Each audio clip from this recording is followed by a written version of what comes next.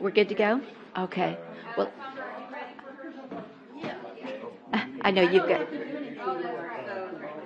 So can I go ahead and start with Sandra right there? Is that all right? Okay. I need to catch up. All right. What is today? 6? Are y'all ready?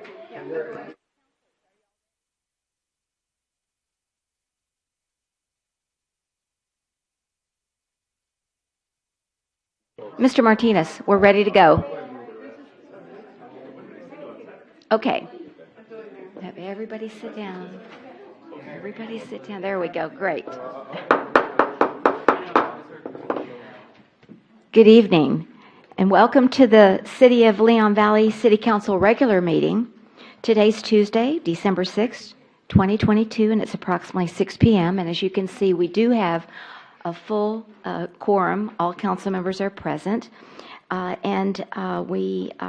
asked Council Mayor Pro Tem Ray Orozco to please lead us in the pledge, so if y'all would please stand. Thank you.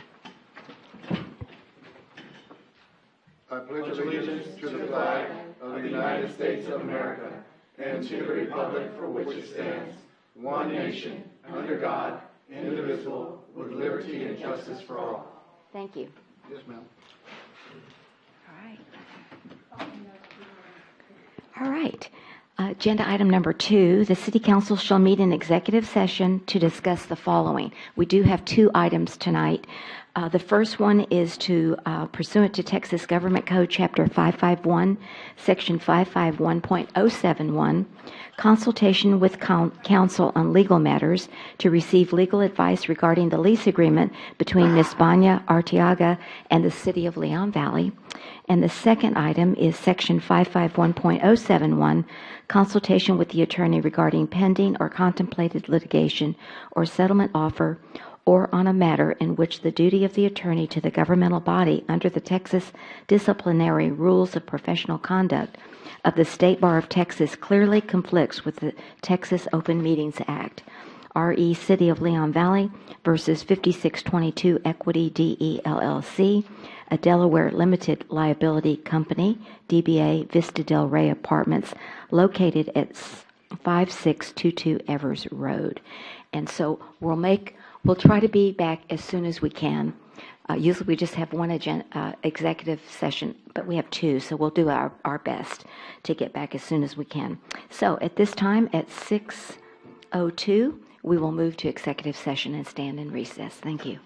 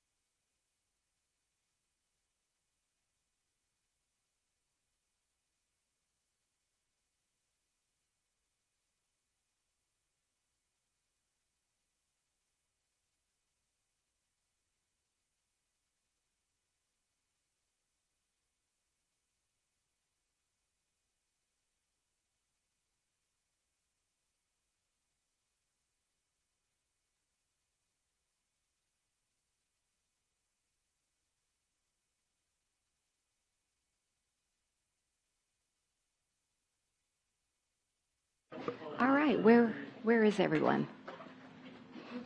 There you are. Wait, I've got somebody else missing here. Okay.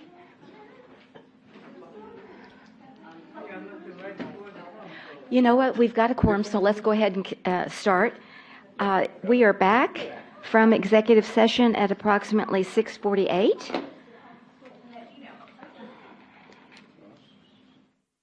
And we have our next agenda item is citizens to be heard. Is there any citizen in the chambers that would like to address the council?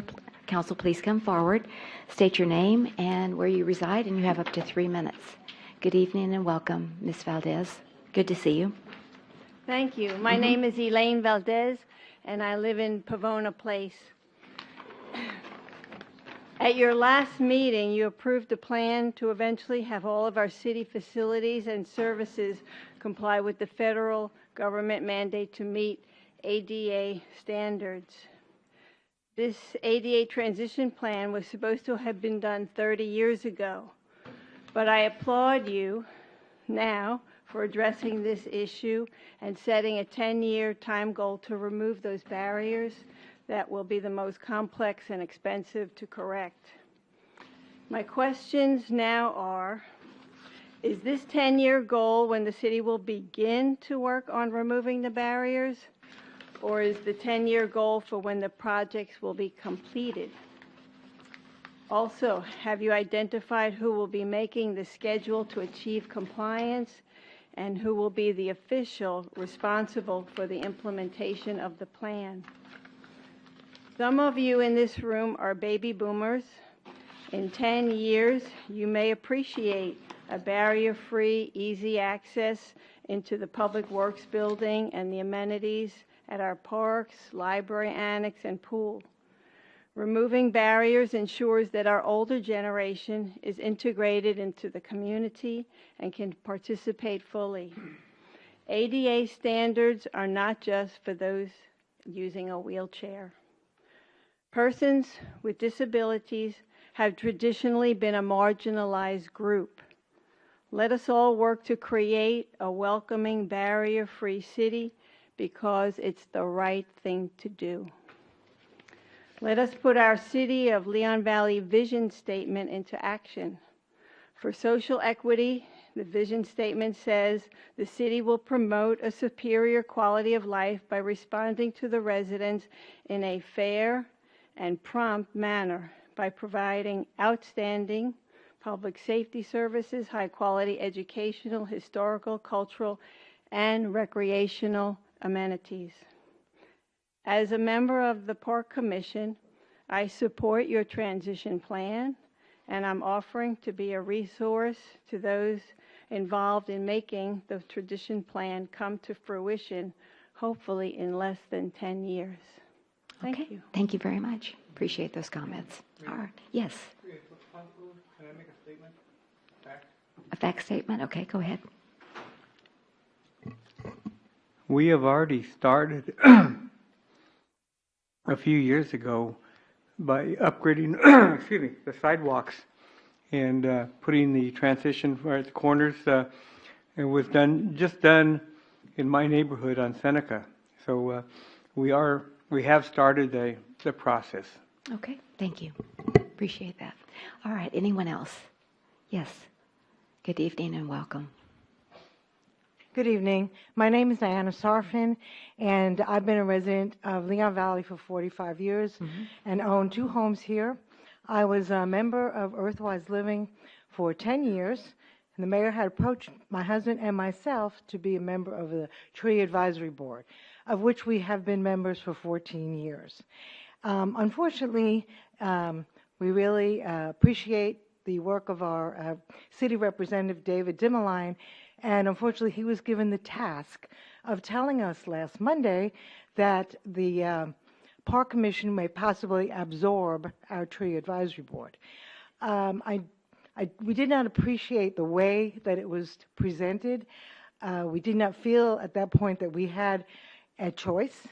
So I'm speaking for our committee. The Park Commission meets on a Thursday, and that would not work for my husband and myself. We meet on a Monday, and that does happen to work for us. So if the objective is to get more citizens involved, you'll be losing 2 citizens who will no longer be involved in a committee. And thank you so much for your time. Okay, appreciate that. All right, anyone else? Okay, just remember you can speak at the specific agenda item, but I didn't know if maybe you had to leave early, so thank you for those comments, Ms. Sarfin. Okay, seeing no one else, then we'll move to agenda item number 5. That's not, yeah, right, goes into the record. Possible action on issues discussed in executive session if necessary. We have no action from executive session this evening. We move then to presentations. Presentation 6.1, presentation discussion, Park Commission recommendation and staff direction on budget and procurement method for proposed skate park. And we have Melinda Moritz, our Public Works Director, here this evening to present. Good evening and welcome. Good evening, Mayor. Yes, good to see you. Second here.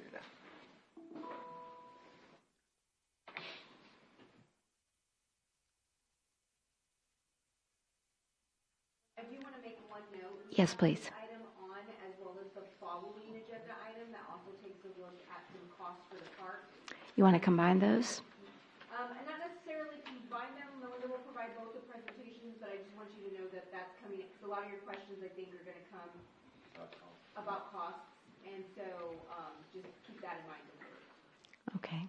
So however you'd like to present it, Melinda, you think 1, have discussion, or 1 and 2, and then have discussion? Probably 1 and 2 and Okay, then have discussion. let's do it that way. Thank you. So let me read the next one then. Agenda item 6.2, presentation, discussion, and direction on cost estimates, new park amenities. Again, Ms. Moritz will present that. Thank you. So the purpose is to consider the budget and the type of procurement for a skate park and parking lot at the Shadow Mist Park. And here's the park. This is the very end of Shadow Mist Road, and this is the Shadow Mist subdivision, and this is the Crystal Hills Trailhead. And here is the start of their trail and ours. The park was dedicated to the city in 2005. It's 2.752 acres. The plan was to construct a 1.5 acre permeable paver parking lot and a little skate bowl on the remaining buildable 0.75 acres. Here is the parking lot area that was proposed, and then here's what's left over for a skate park facility. So staff looked at 3 requests for proposals that were received by the city of Seguin. Luckily, we have Crystal Miranda, who used to work for that, and so she gave me those to take a look at.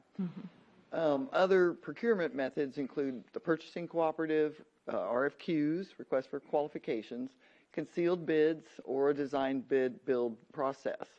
We need to determine the budget for the skate park, select the type of procurement you want, and then designate the funding source. Of the RFPs that we reviewed, staff is leaning towards Spa Skate Park as the best choice based on what the council desires, the procurement method we could use, the company's references, and their design ethics. The council had said they wanted some heavy community involvement to get the kids involved in designing the skate park for themselves, and so does this company. They'll work within whatever budget we set, and they had a better idea for incorporating the skate with the parking. We don't have to spend upfront money on designs, plans, specifications, advertising, or staff time because they work through that during their process. At their November the 10th meeting, the Park Commission voted to recommend a budget of between $300,000 and $500,000, and then they did recommend using the purchasing cooperative to hire Spa Skate Park for the design build project. And that's all I have on that one. Okay.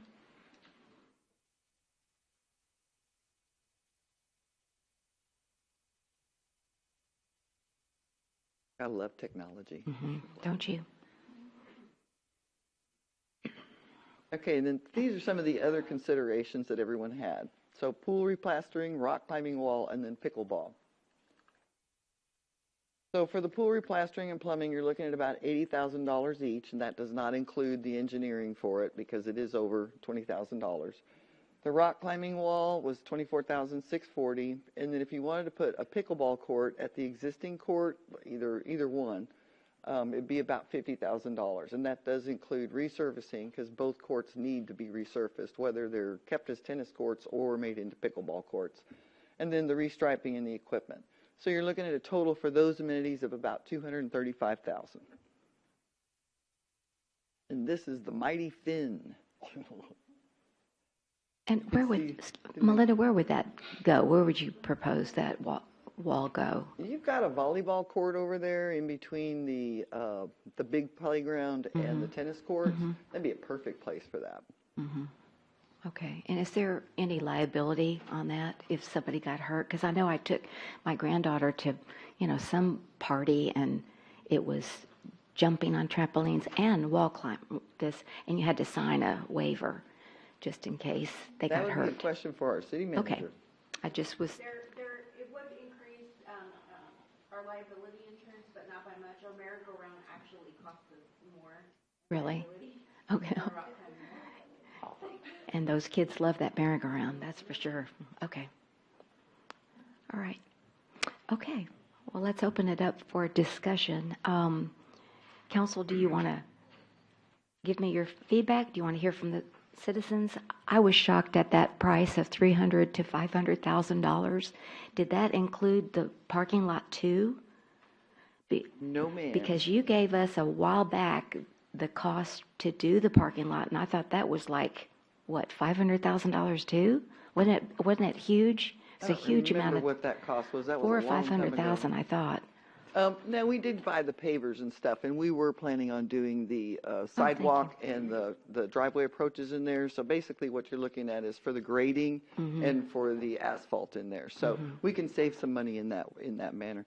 The skate park guys, though, had a great idea. They were like, you don't want to stuff that skate park at the back of that lot where they're hidden and they can do maybe some vandalism and things like that. You want to incorporate the parking lot and the skate pole so that it's visible and so that people know, oh, it's there, and you can kind of keep an eye on the goings on that are happening there. So they had some really good ideas. Right. I mean, we did come up with that idea in 2005, so it's been a long time, and I don't know if skateboarding is still as popular as it was back then. And of course, I do see the kids skateboarding in our Raymond Rimkus Park in the ditch. I mean, we see them. I had put in the packet the skate spa parks packet that they gave me, and it shows you how many cities have now constructed these skate parks, and they're becoming more and more popular as we go.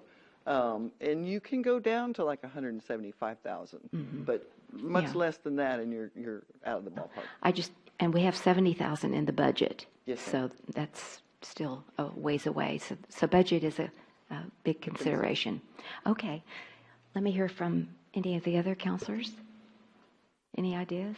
Yes, Counselor Stevens. So are we thinking ARP funds for these? Or, okay.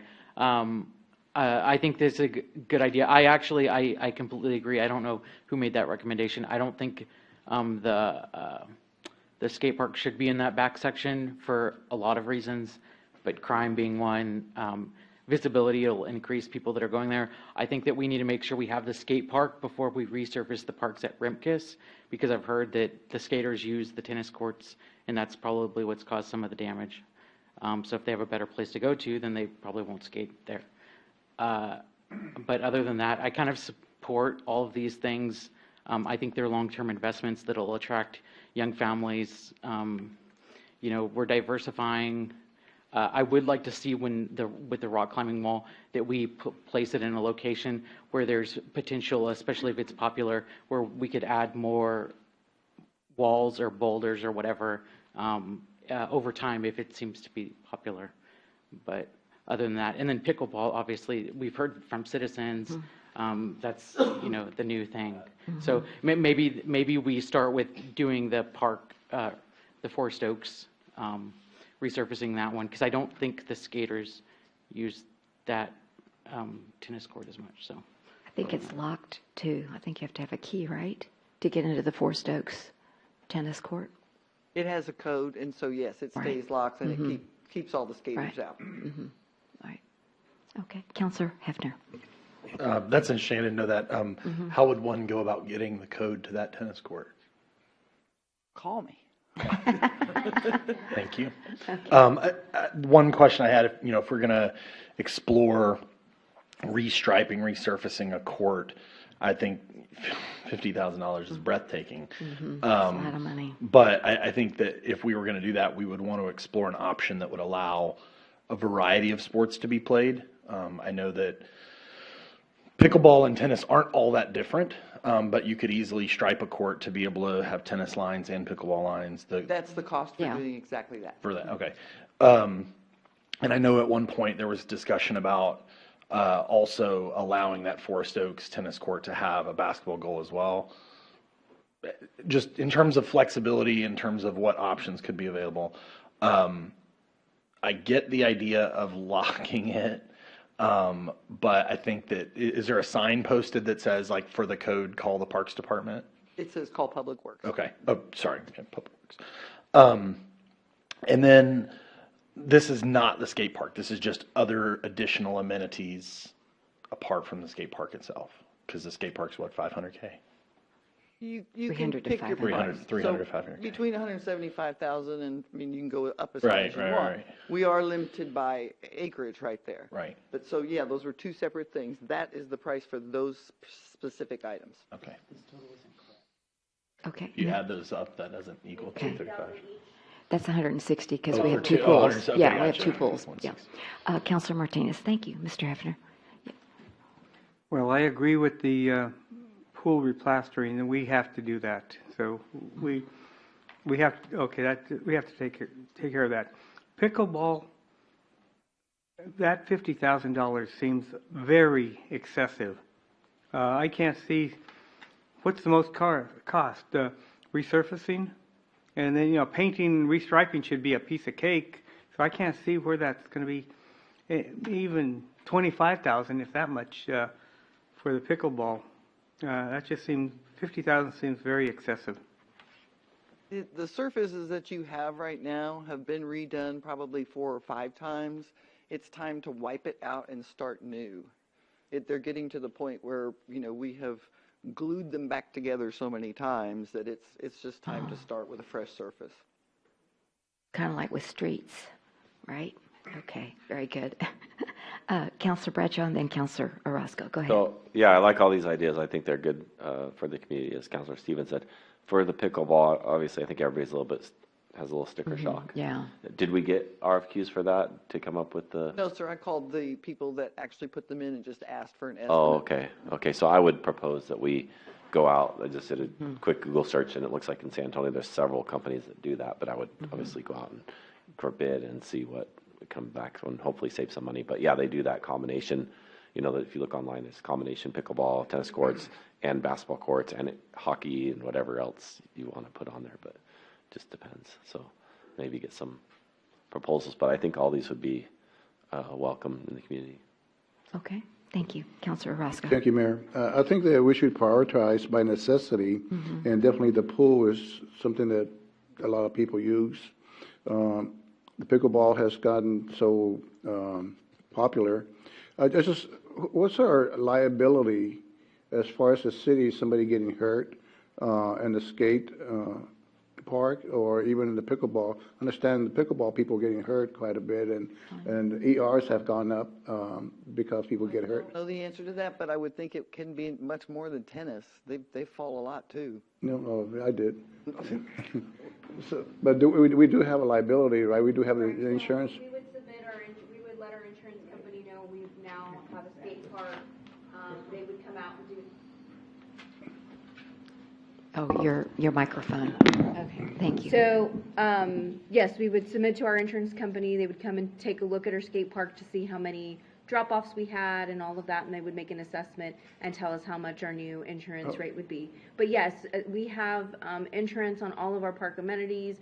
People can sue for just about anything, no matter what you have available to you. We try to minimize our liability to make sure that it was engineered appropriately, the drop-offs are done correctly, We've taken all, safety measures we possibly can by putting in any of these measures, whether it's the rock climbing wall, making sure we have the correct fall material, making sure the grips are put on appropriately. So we do everything that we need to do to minimize that liability the best that we can. But any piece of park equipment, including your swings, seesaws, any of your courts, all hold separate different liabilities just because you own them and the public is playing on them. So.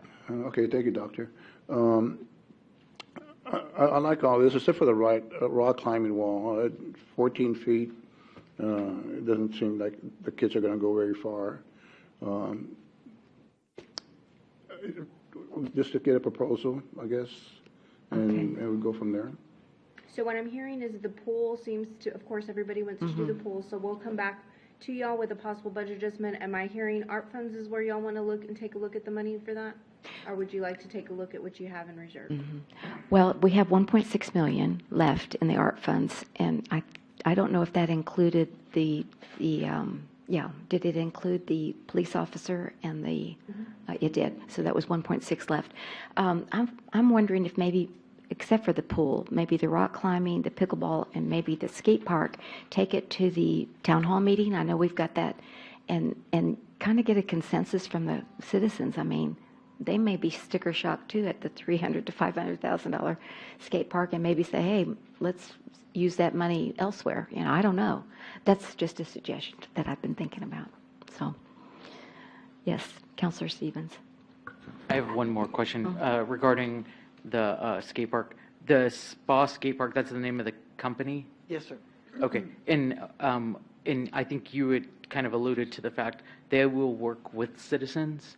Yes, they do an excellent job. They actually bring in professional skaters. They hold town meetings. They get the kids involved in the design of the park itself because, of course, that's your end user. And they do that several times. They don't just come one time and do it. Okay. If we did a procurement method like an RFP or something like that, then we would be the ones having to hold those meetings. And quite frankly, I don't know a hip from a hop. Right. Yeah, so I had heard from one of the people that skates a lot, which obviously I do not.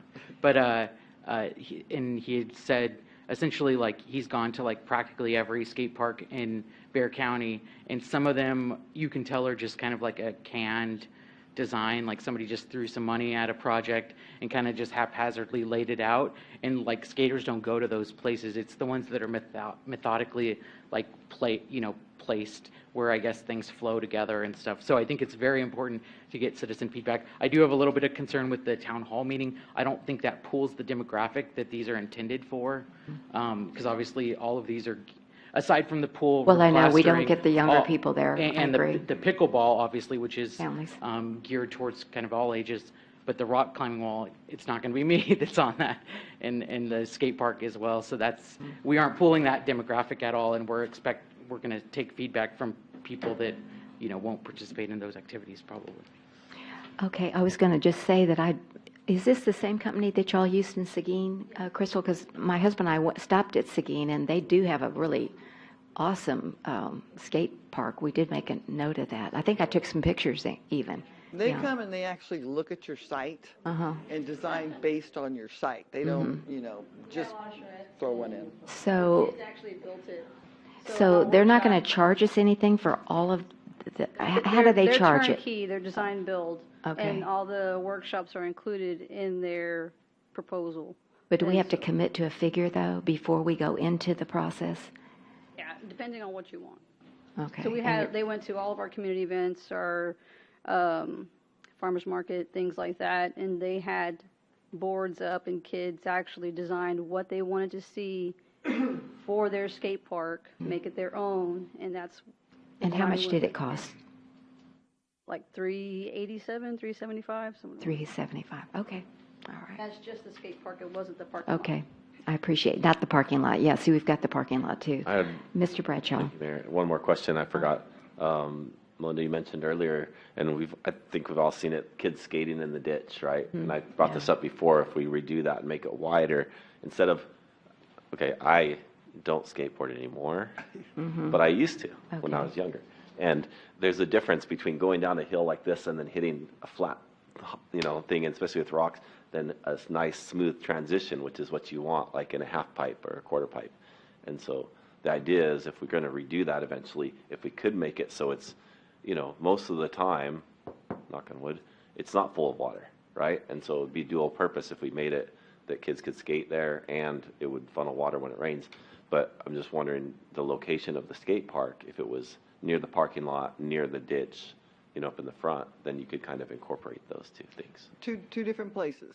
I Where- think you're talking about the ditch that's in front of Raymond Rimkus Park? Correct. Yeah. Okay, this is off of Shadow Mist. Oh, we're talking about the one away over there. Yeah, Okay, yeah, okay. yeah, yeah. I just wanted to.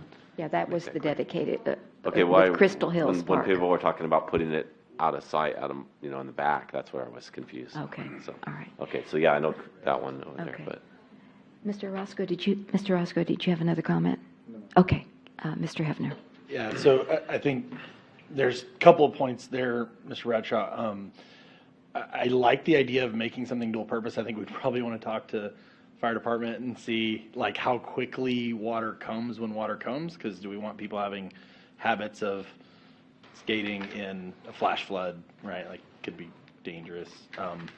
But I also think that to the point of building amenities for our city that people can access, right? The skate park being at Shadow Mist, I think is also something you can tie in once we finish the hike and bike trail, right? Which is another big priority for the Parks Commission. So once you've connected those two parks by something that's not like trying to pedestrian across or bike across Bandera Road, then you have a lot more flexibility in terms of tying in all of our park amenities. So I think that if skaters wanted to skate at Shadow Mist, they could.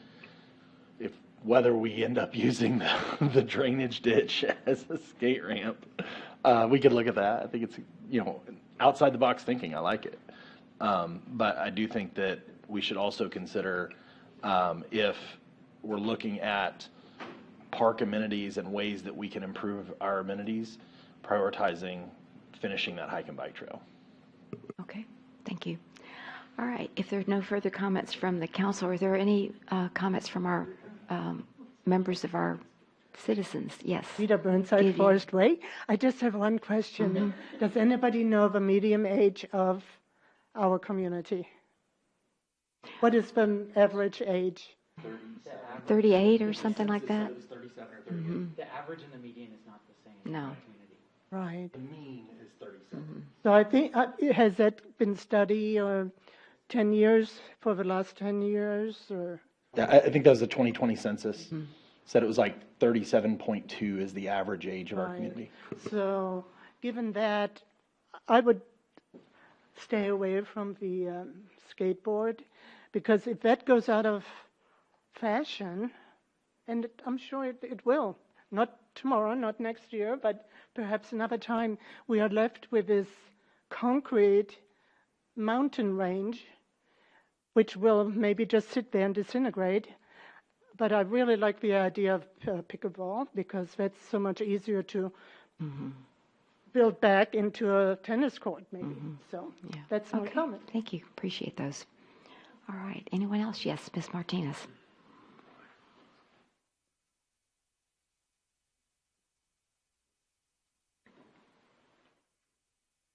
Good evening and welcome. Pat Martinez, Seneca. When my boys were teenagers, we all skateboarded on sidewalks. You had to be really careful. You hit a rock, you just fall down.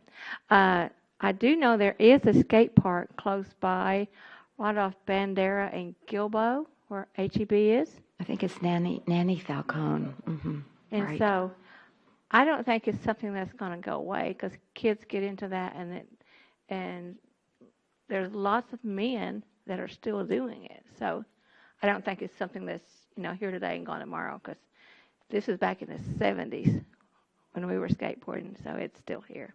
Okay. Okay, thank Very you. good. Thank you. All right. So anyone else? Yes, Maria. Good evening and welcome.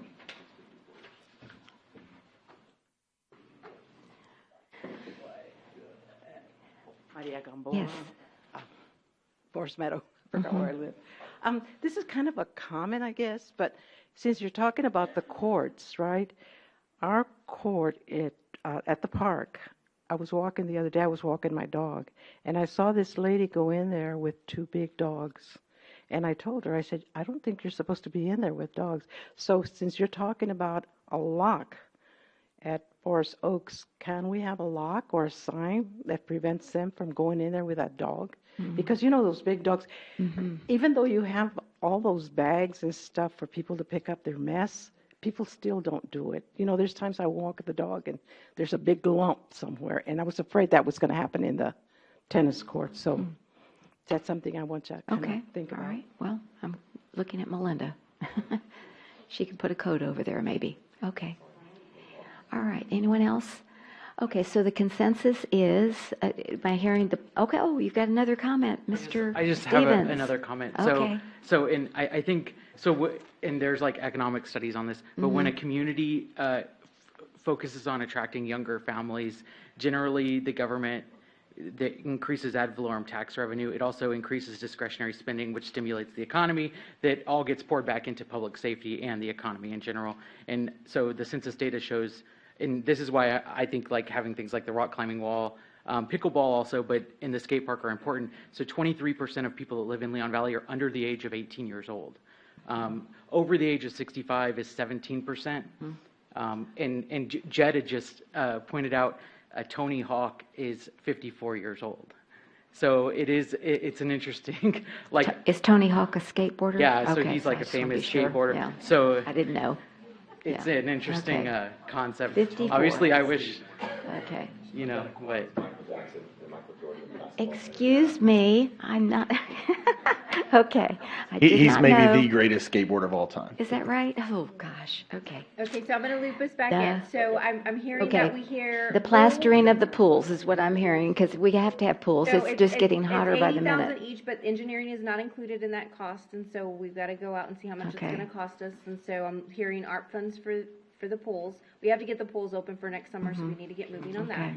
One at a year, one each year? No, because We have to use the you money can by, only open up one if you only wanna use one, right? yeah. Leon Valley Community Pool has to have it done. That's the one that just has to get done. Forest Oaks is right behind it. So if you do them both at one time, you've got economy of scale. If you did them separately, one this year and one next year, you're going to be paying full price for each one of those. If I can get a company in here that'll do them both, we might get a discount. Okay, all right. Will you bring that back then? And Yes, ma'am. Okay, great. All right, yes, Mr. Martinez. Melinda, what engineering has to be done to replaster the pools? I thought you just contact a company that does plastering and they come and do it, and No, sir, because the bids are over $50,000, we actually have to bid it. And in the Leon Valley Community Pool case, there's a lot of plumbing that has to be done too. And we don't know what part of that plumbing is messed up under there, but we've got 3 skimmers that are not returning water at all. I'm required to turn that water over in that pool every 4 hours, and it's not happening. So I need forensic plumbing also as far as that pool is concerned. The Forest Oaks pool is not as bad. It just needs the replastering done. We still need to look at the plumbing, though, in that The baby in the pool, plumbing right? house, pump house. Yeah, I thought it was the baby pool. Yeah, and the baby. Okay, and the baby pool, yeah. Okay, all right, so, anything else? Yeah, it was used last summer. Both of them. Definitely. Okay, anything else besides the pool? We're gonna just, So pool, and then y'all wanna take I heard somebody mention taking them to the town hall meeting. Do you wanna take the other items to the town hall meeting and get some data on that?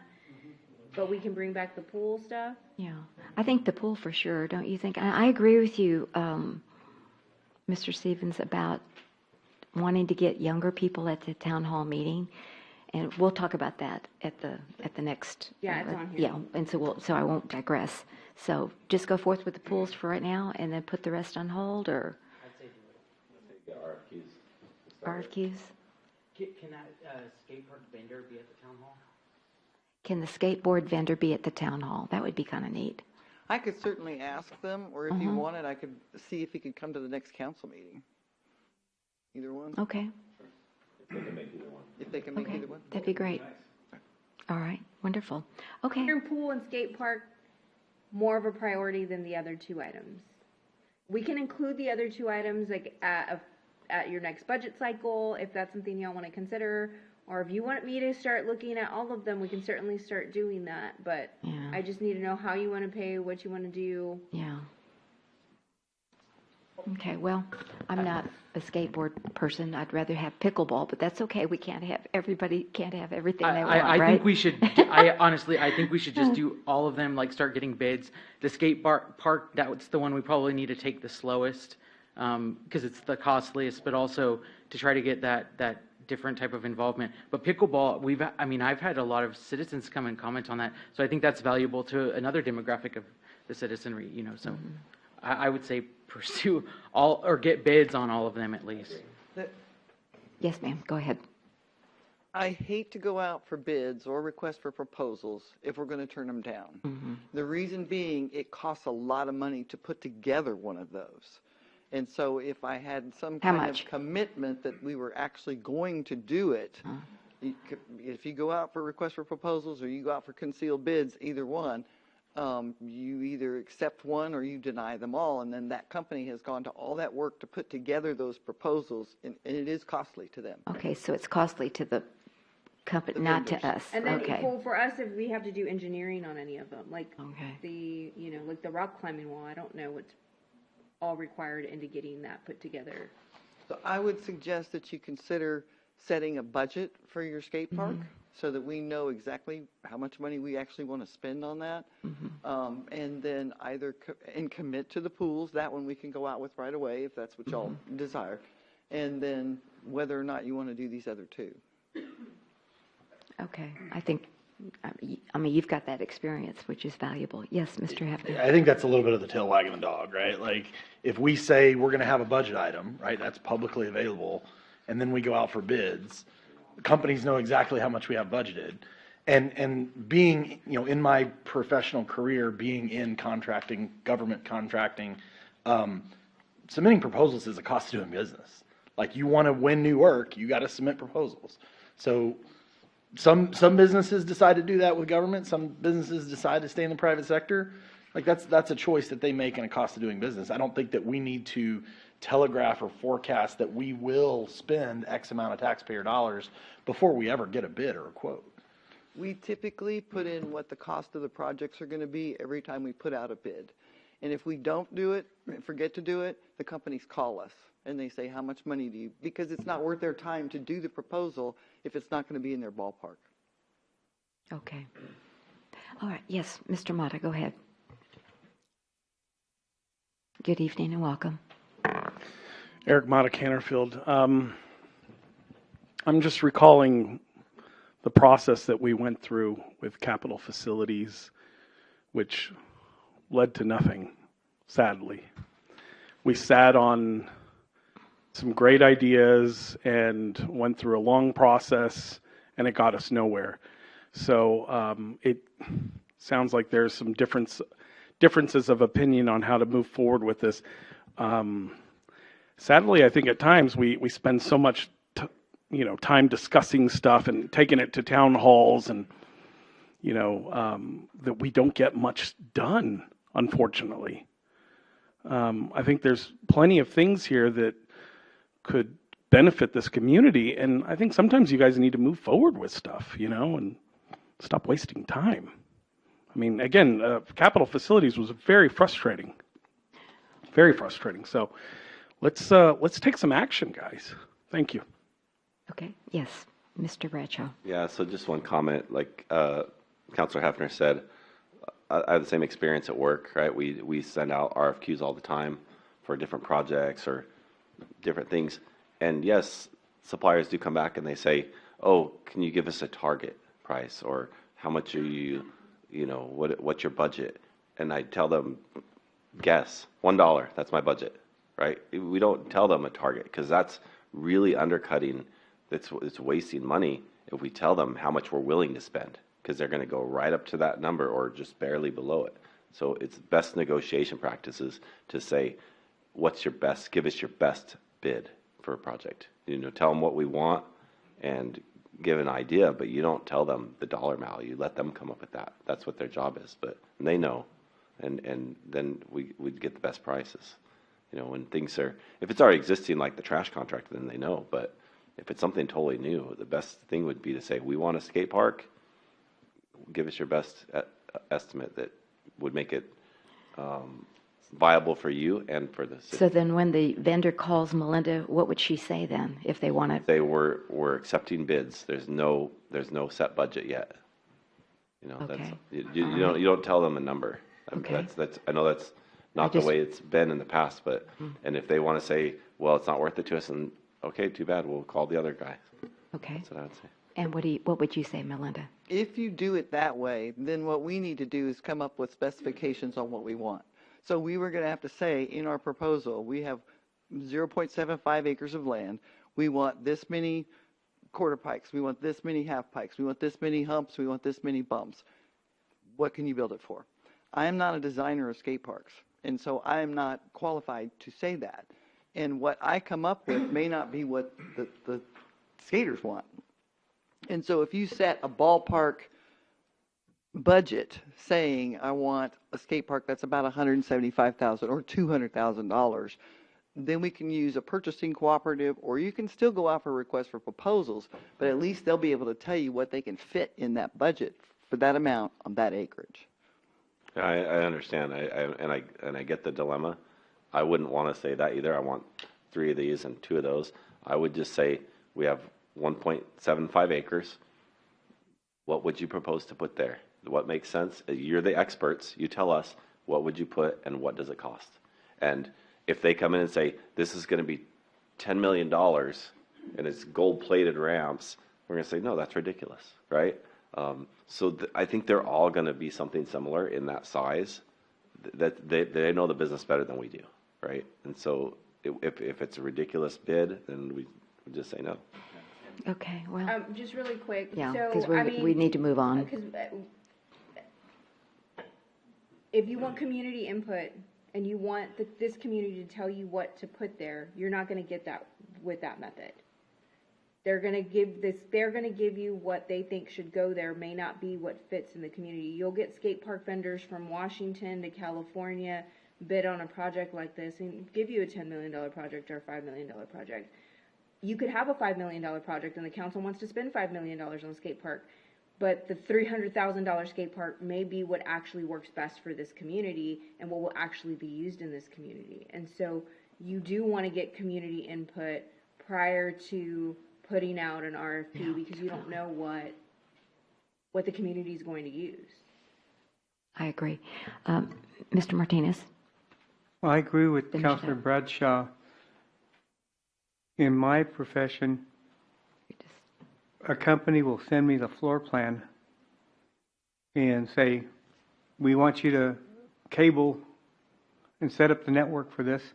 And it's up to me to come up with the requirements and, I get very little information up front.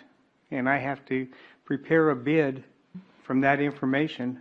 And thank God, knock on wood, that I've been getting a lot of them. Occasionally I'll lose one, but, but that's the way business is done. But you know beforehand that is what those people know beforehand that is what they want and that they're going to spend the money on it. And so I would hate to go out for all these things and then come back here and have the council say, no, it's too expensive, we're not going to take any of them.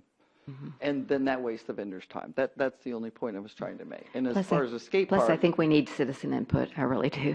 Just to kind of wrap things up, because we've been on this item Yeah, for no, over we an have. We need to hour. move. I did hear pools, and why don't we go ahead and leave where we left off and see if the skate park vendor will come at the next council meeting and at the town hall meeting. Let's do that. and Let's then we ask can them kind those of see what we can questions. get. Okay. And then we'll continue to get like the pickleball and some of that stuff, see if we can start moving on those projects. But I'm hearing those top 2 being your priority, so we'll move forth with those top 2. Okay. Any disagreement with that? Let's do it. All righty. Okay. That's great. With consensus. All right. Great. Thank you. Really appreciate it. All right. Moving then to 6.3, presentation, discussion, and possible action to continue to require Open Meetings Act training. I went ahead and shared with my colleagues the letter that generated the legal opinion from Nicole Warren.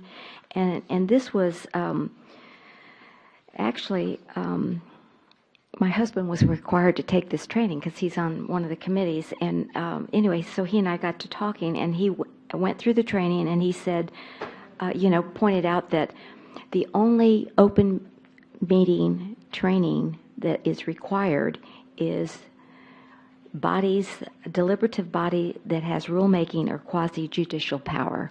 And so that would be the council, the Board of Adjustment, or zoning commission. So the question that I had was, what about the other committees that are all advisory committees? And do you want to make a note about what you had said in your legal opinion? I think you agreed with that, but... Right, I did. Okay, go ahead. I agree that it's the deliberative body Mhm. with rulemaking authority, and that committees that are purely advisory are not subject to the requirements of the mandatory Open Meetings Act training. Right. So I guess I'm not sure if people who serve on the Earthwise Living Committee, Parks Committee, Economic and Community Development, CPAC, TREE, and CAG are, and I don't know if we required it, but I thought we did, that we required that they take this training, but instead make it optional. I don't know. But I mean, I still want transparent government, still want agendas and minutes, and I know I don't want to go off the topic, but anyway, so is that your recommendation? Is that it not be required? So as far as recommendation, I think it's up to the body as to how you want to proceed, but by law, only the governmental body that has a legislative function or rulemaking authority is required, and so it's up to you all. And so does that mean that if a advisory committee, would they have to follow quorum? Yes. They would still So have the to open follow meetings, quorum, even though they're not subject to the Open Meetings Act? Well, you may have policies and you may have certain criteria for that group, but open meetings, yes, it's quorum and posting and things of that nature. So we're talking about the training versus open meeting requirements. But the advisory committees wouldn't follow that procedure for an open meeting because it's purely advisory. But if you get off of that, then we're getting rid of minutes and agenda postings and all of that. I'm not going to cherry pick. So if you want your advisory committees to follow the Open Meetings Act, we follow it. I'm not saying the training. I'm saying that you can't pick and choose what you want your advisory committees to follow and not. It makes things complicated. And so if you have your CPAC committee that's advisory, they don't have any money, they're not doing anything, then if you're not going to follow open meetings, then I don't have to post minutes and I don't have to do agendas, they just meet. But I think you're going to get some kickback from the community because we're not being transparent with some of these committees that they feel hold, some, clout with the council, or y'all take the recommendations seriously. So we can't take, like Earthwise Living just wants to hold a social and go back and forth and not follow an agenda, but hold the CPAC to a different standard or the Tree Advisory Board to a different standard. No, I still think agendas and minutes are very, very important because we do have a The training transparent. is completely separate. If that's something you so choose to make optional for these advisory committee members, I think that's at the will of the council. Okay. Yeah. Mr. Hefner. So whether the law applies, I think we're in agreement based on the attorney's recommendation. The law doesn't apply to those boards. Whether we want to have a city policy or process that we follow this is, I think, a good point of discussion. Crystal, correct me if I'm wrong. I believe all of those bodies, according to our current rules, are still subject to Robert's Rules of Order. No? So this practice is a long-standing practice. For as long as I've been with the City of Leon Valley, all advisory committees have followed the same practices as the council. There's quorum requirements, minutes postings, agenda posting, 72-hour agenda posting, as well as required to take Open Meetings Act training. So it's been a long-standing practice. We've always known that advisory committees, because they're advisory in nature, they're not quasi-judicial, don't have to follow some of those standards. Right. However, we do have council members that show up to those meetings. We have a lot of these committees in the past that have been held, they've been held to different standards, CPAC being one, and, you know, the conflicts that involved in that. I have let advisory committees meet if they hadn't met the agenda posting guidelines, because I know advisory committees don't have, under the law, don't have to meet those agenda postings, but I do warn those advisory committees not to vote on any items because it wasn't transparent to the community to be there to participate in that conversation.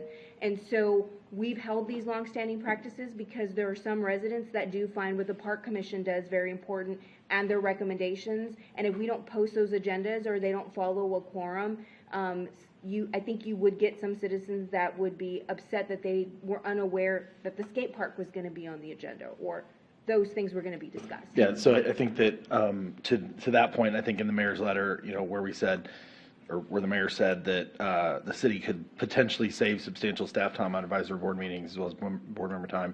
I think the intent there was, if you're not having them do meetings and agendas and minutes and everything else, then you're saving that staff time. But I think that staff time is valuable to our citizenry, right? In that, you know, if you want to know what happened at the latest Parks Commission meeting, you can go look at the minutes, right? And if we, to Dr. Caldero's point, we don't have to require, the law doesn't require that they attend the training. We can say, it's a good idea, so you know, like, how open meetings work. You know, I know when I first took TOMA training when I was on economic development, it was incredibly insightful and helpful for somebody who had never done that before. And so in hindsight, prepared me to be on this council.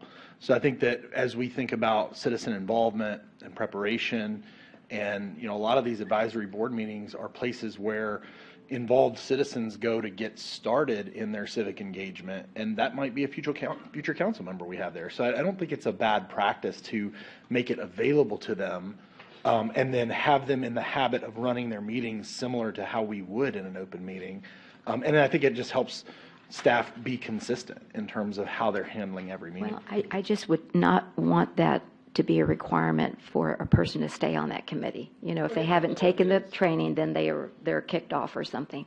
And, apart from zoning and board of adjustment. Yeah, exactly. No, I'm at the advisory. Yes, Mr. Martinez. Thank you, Mayor. I view this as two separate items, completely separate. I don't think we need to require. We can recommend, but not require training. These training for the other committee. As for the way that the committees are structured, that is to me, that is a policy that us as a city council can recommend or require that they do post their meetings and they do take minutes and for transparency. But that, to me, they're two separate issues. And I think as a body, we can require what we've talked about, what we want from the committees. That's all I've got. Okay. Well, yes, ma'am. I sent all the council members the most recent roster, I think Thursday or Friday. And we didn't get it because of the email. Oh, well, then it was done before that because Okay. I still had it. But I haven't had anybody complain about taking the training. It is provided to every appointee upon appointment from the council. But I've never, in 8 years, there's been people that have been on committee that have never taken the training until now, recently. And then that's when the complaint came. But nobody's ever been asked by the council or come to the council and said this person didn't do their training, they should be removed. So it's not like they would be removed for not taking it. Okay. Well, also, this rule, and Crystal and I have talked about this, about how the committee members can't talk to one another. You know what I'm saying? Right. That's, well, they can. yeah, and so I wanted to clarify that too, because it's not like we've got a quorum and we know we can't talk to, we know you can't talk to more than one But when y'all council are member. discussing a policy for Earth, like I'm just going to use Earthwise Living as an example. Say y'all were doing a policy on, Recycle Day or something. y'all shouldn't be conversing on that policy, but y'all can talk as a group, like on what, kids' birthdays or whatever, but if you're talking something specific about what the board is going to be discussing, it should be published. The community should be involved in those policies and having part of that open dialogue and discussion of that policy so they can provide input. Just like tonight, when we're talking about the pools, citizens come up and have those conversations. So yes, there are quorum issues when you're talking about something related that could possibly be on an Earthwise Living agenda or a tree advisory board agenda. And so yes, y'all shouldn't be talking about those policies outside of that meeting. So everybody could have part of that conversation. And that would be like if the park commission wanted to talk about the skate park offline and they had this whole discussion and the community was unaware, and then they go to the committee and say, oh, we already know, and they vote a certain way, and the community wasn't involved in that discussion. And so that's why I get, when we talk about following Open Meetings Act or not, I don't want to cherry pick, this is a walking quorum, this isn't a walking quorum. Posting a minute, not posting minutes, doing an agenda, not doing an agenda. I get the training. I think the training should be optional. If y'all want to do the training as optional, that's fine. It has been a long-standing practice that we ask the advisory committee members to take the training. I think that that's fine if you want to make that optional. That's, But as far as cherry picking from the Open Meetings Act on letting committees have outside walking quorums or outside conversations about items, I would disagree with that, because and then you're going to have all these side meetings happening. I don't think the council and or the community would appreciate the CPAC having this whole conversation and then going to a meeting and then voting on an item for the council. They would want that posted and be part of that conversation. Okay, all right. Anyone else? Yes, Mr. Bradshaw. Yeah, Mayor, I'd like to end this discussion and Yes. make a motion that we change it to make the Open Meetings Act training optional. I'll second that. All right. Thank you, Mr. Bradshaw. We have a motion by Mr. Bradshaw to make the Open Meetings Act training optional for our city committees. And we have a motion and a second by Councilor Orozco. Yes. I just have a question. You have a question? I'm further just- discussion? 'cause There we go. I was reading through the AG's, like there's a very good intention with creating the Open Meetings Act in general, and the Attorney General actually does a very eloquent, like a very good job about laying out the fundamental principles that are the basis for the text, like having open government. And so we want to have open government. And so I'm curious though, because this says to refer to our charter provisions. Do we have any charter provisions that state or imply that the advisory committees and things are? Nope. You just have a long-standing practice of how we handle our advisory committees here. So that's why I put it on the agenda to have this conversation, because if you don't want, I'm very concerned, we can do a whole policy on how you want to handle your advisory committees, and we can have a whole workshop on it. We can go through what y'all want your advisory committees to do and not do. I was trying to prevent that discussion because I think for the most part, things have been working well. We post agendas, we post minutes, the minutes get posted. It's been open government. All the committees meet when they're scheduled to meet. We have open dialogue, open conversations. The community participates. And I don't think anybody feels that anything's being hidden from anybody. We're not posting last minute. We post 72 hours.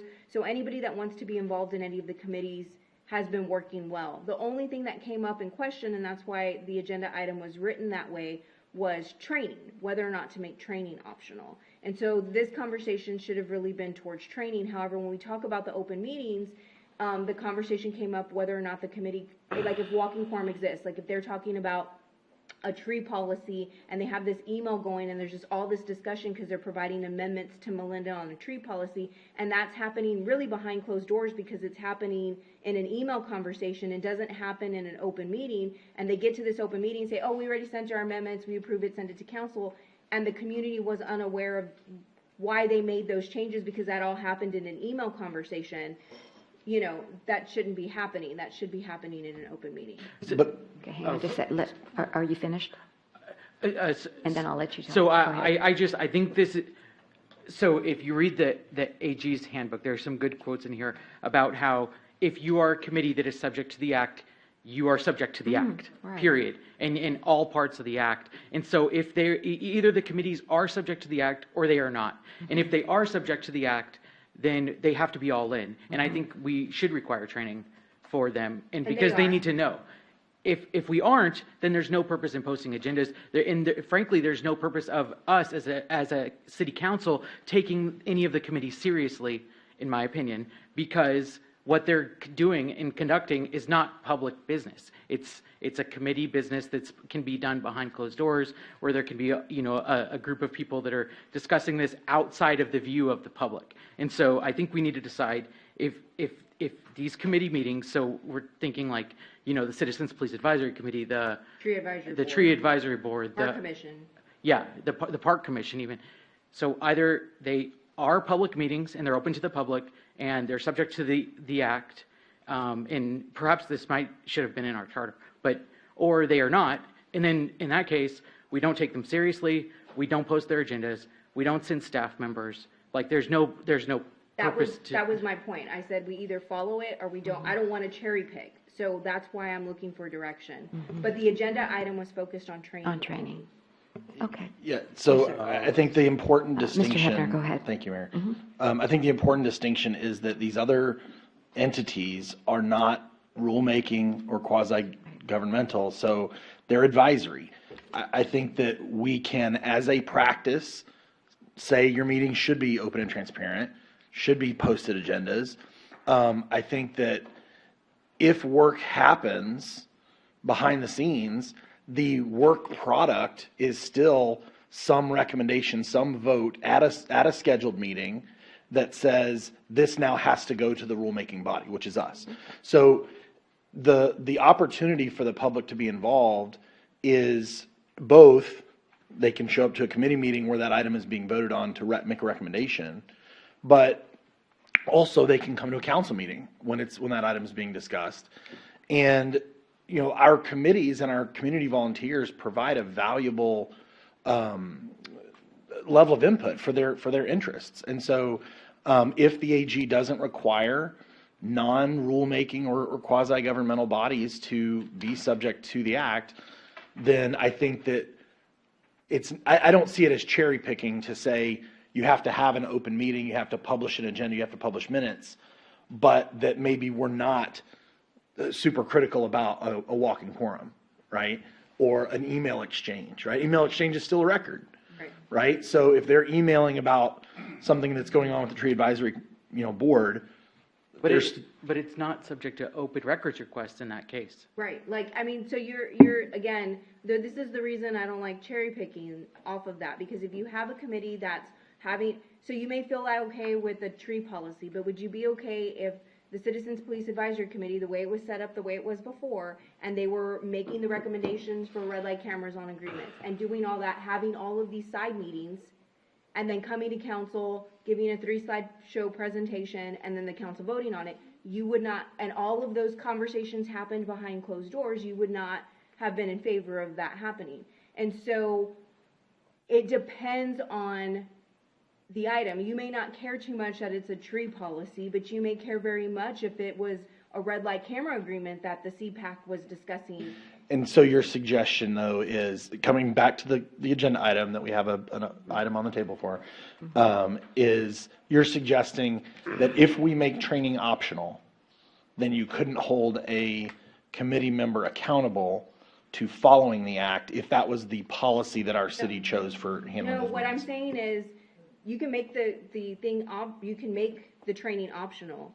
But us as liaisons and all of us, we do, when we're part of those conversations, say, hey guys, this is a walking forum, this should be put on an agenda item, you should be discussing this at a meeting. The problem is some of the committee members feel that they should be able to have these conversations, whether it's on email, and they can to some degree. I mean, if they want to hold it and staff isn't involved in those email transactions, I would never know that these side conversations were happening anyway. And neither would our staff liaison. So, but once you loop us in, we know, because we're trained in open meetings, to tell y'all, guys, y'all are a walking quorum. Okay. Yeah, but Further I discussion. disagree Mr. with that. Bradshaw. They're not a walking quorum. Mm-hmm. They're not subject to the act. Right. So if they're not subject to let me. So you phrase guys it don't this want way. to. I get the appearance of it. We don't want it to be like that. We want to discuss it. But again, these are, what is the wording? Non-quasi-judicial things. So they're advisory committees. So anything that they're going to do, they could discuss let's say CPAC. They're going to discuss red light cameras, what they want to do with it, whatever. But they have no authority to make a decision. It would come to the council anyways. So that's where we have to follow the open meeting. Right. So So do y'all want me to come back with a policy on how you handle your advisory committee? Like, you can make an ordinance on how you want to handle your advisory. I'm not here, my issue is that we can come back with a policy if y'all don't want to follow quorum regulations, but y'all want minutes and agendas. I just want it in writing because we've been following this same practice for as long as I have been here. And so if I'm changing a longstanding practice, then I want y'all to tell me what you want to do with these advisory committees. All right. Well, why don't we add that at the end of the meeting as a future agenda item if one of the council would like that? But let's move on. We have a motion, a second on the table for the training, making it optional. All those in favor say aye. Aye. Any opposed? Nay. The motion does carry 4 ayes and 1 nay. Okay, thank you. Appreciate it. Can I just say a comment? Also, Go ahead. I do think this might warrant rediscussion. I understand the confusion with, I think it's very unfair to the public if they think they're going to a CPAC and it's an open meeting and they're talking about something important, like a pending new police policy, or, there's significant things that can happen or that they could discuss.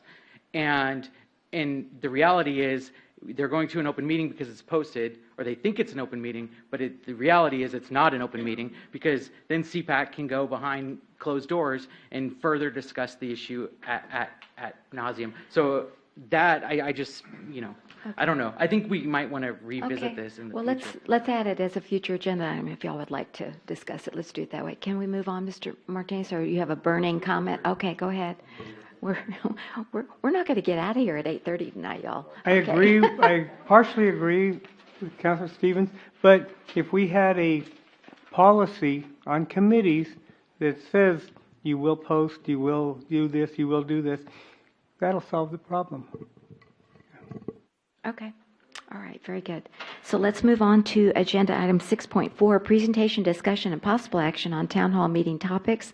And Dr. Caldera, you had asked each of us to bring forth some possible topics, and I'll start. Go for it.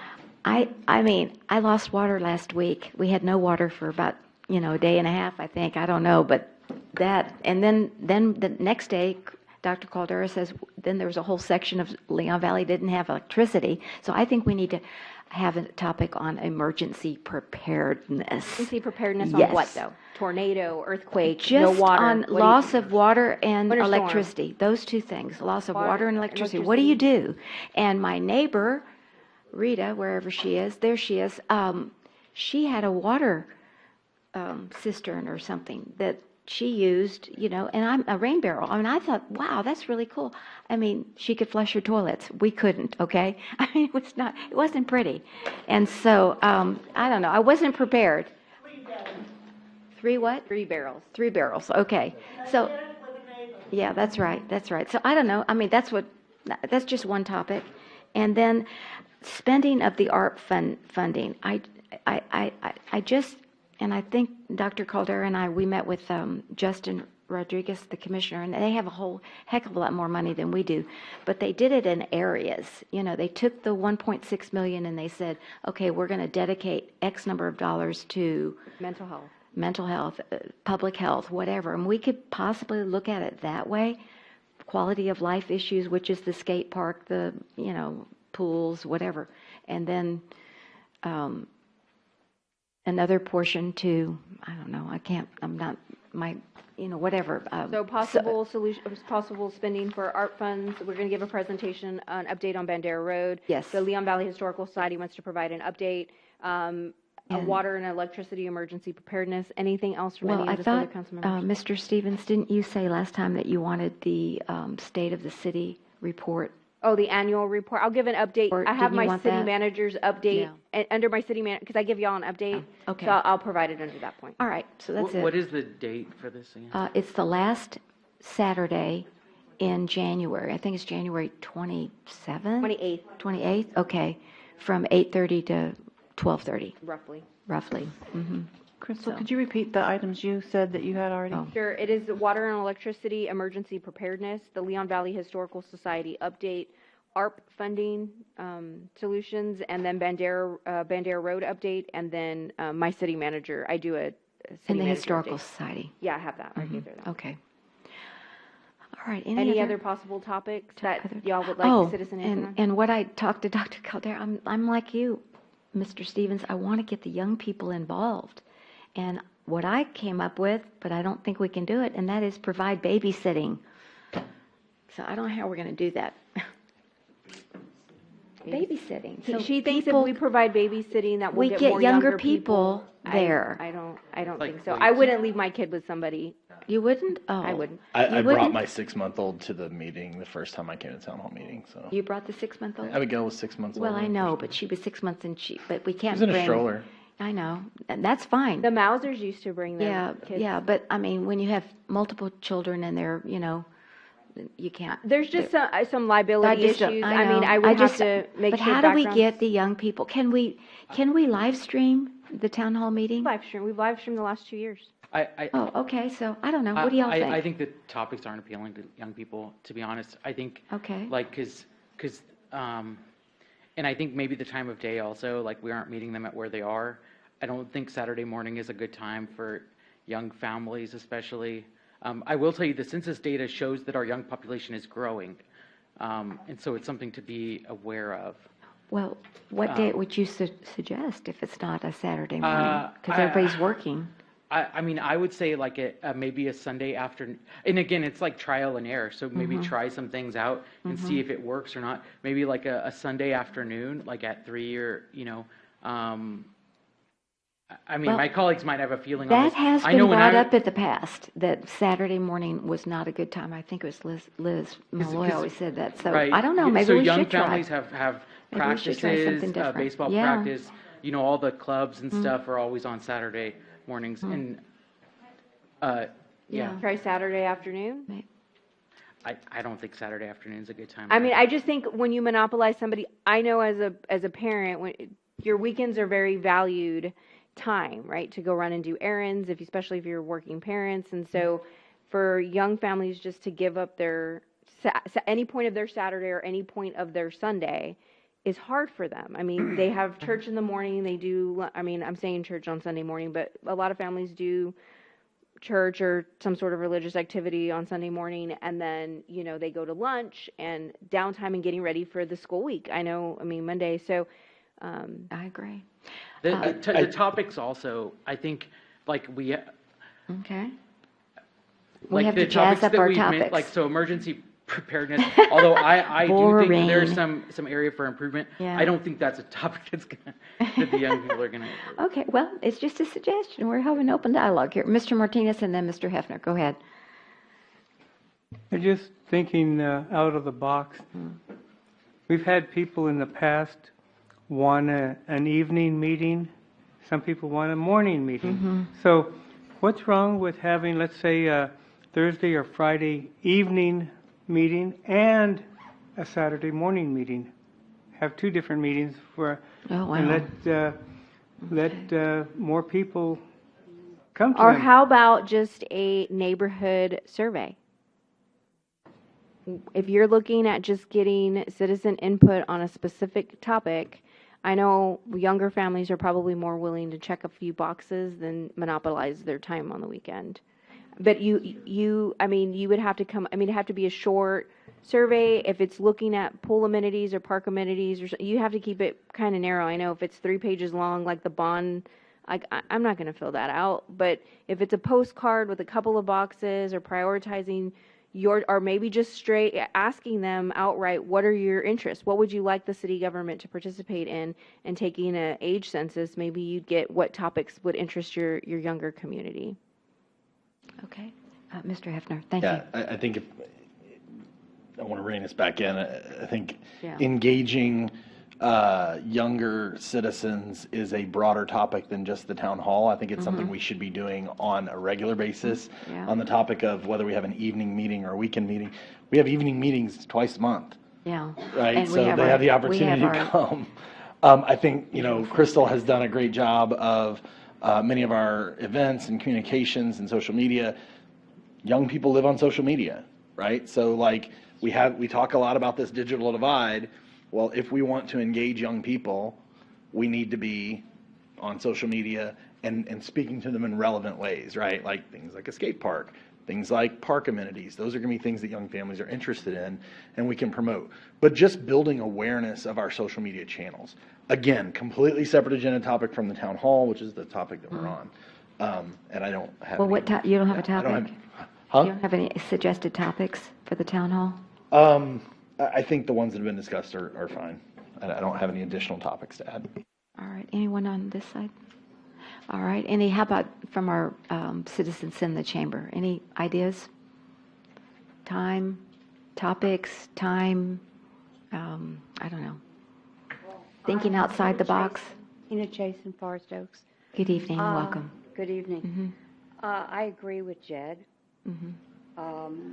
I do feel that social media is the way to go to engage the younger age group. I do feel also that you could publicize, like Crystal you had said, about a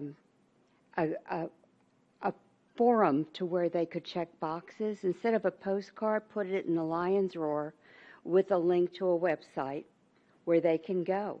And then also through social media in next door neighborhood to make the posting that we're taking this so we can go forward with citizen input and target everybody. And that way you cover everyone. Everyone in Leon Valley just about gets the Lion's Roar. And that doesn't cost anything extra to put it in there. Social media doesn't cost anything to put it in next door. And also to prepare a link off the website. So that's my suggestion. So do that first before, and get the topics from that. Is that what you're saying? I would do Okay. that because that can be more immediate. And there's not a worry about, well, I don't have the time, or we have to be at church, or we have this planned.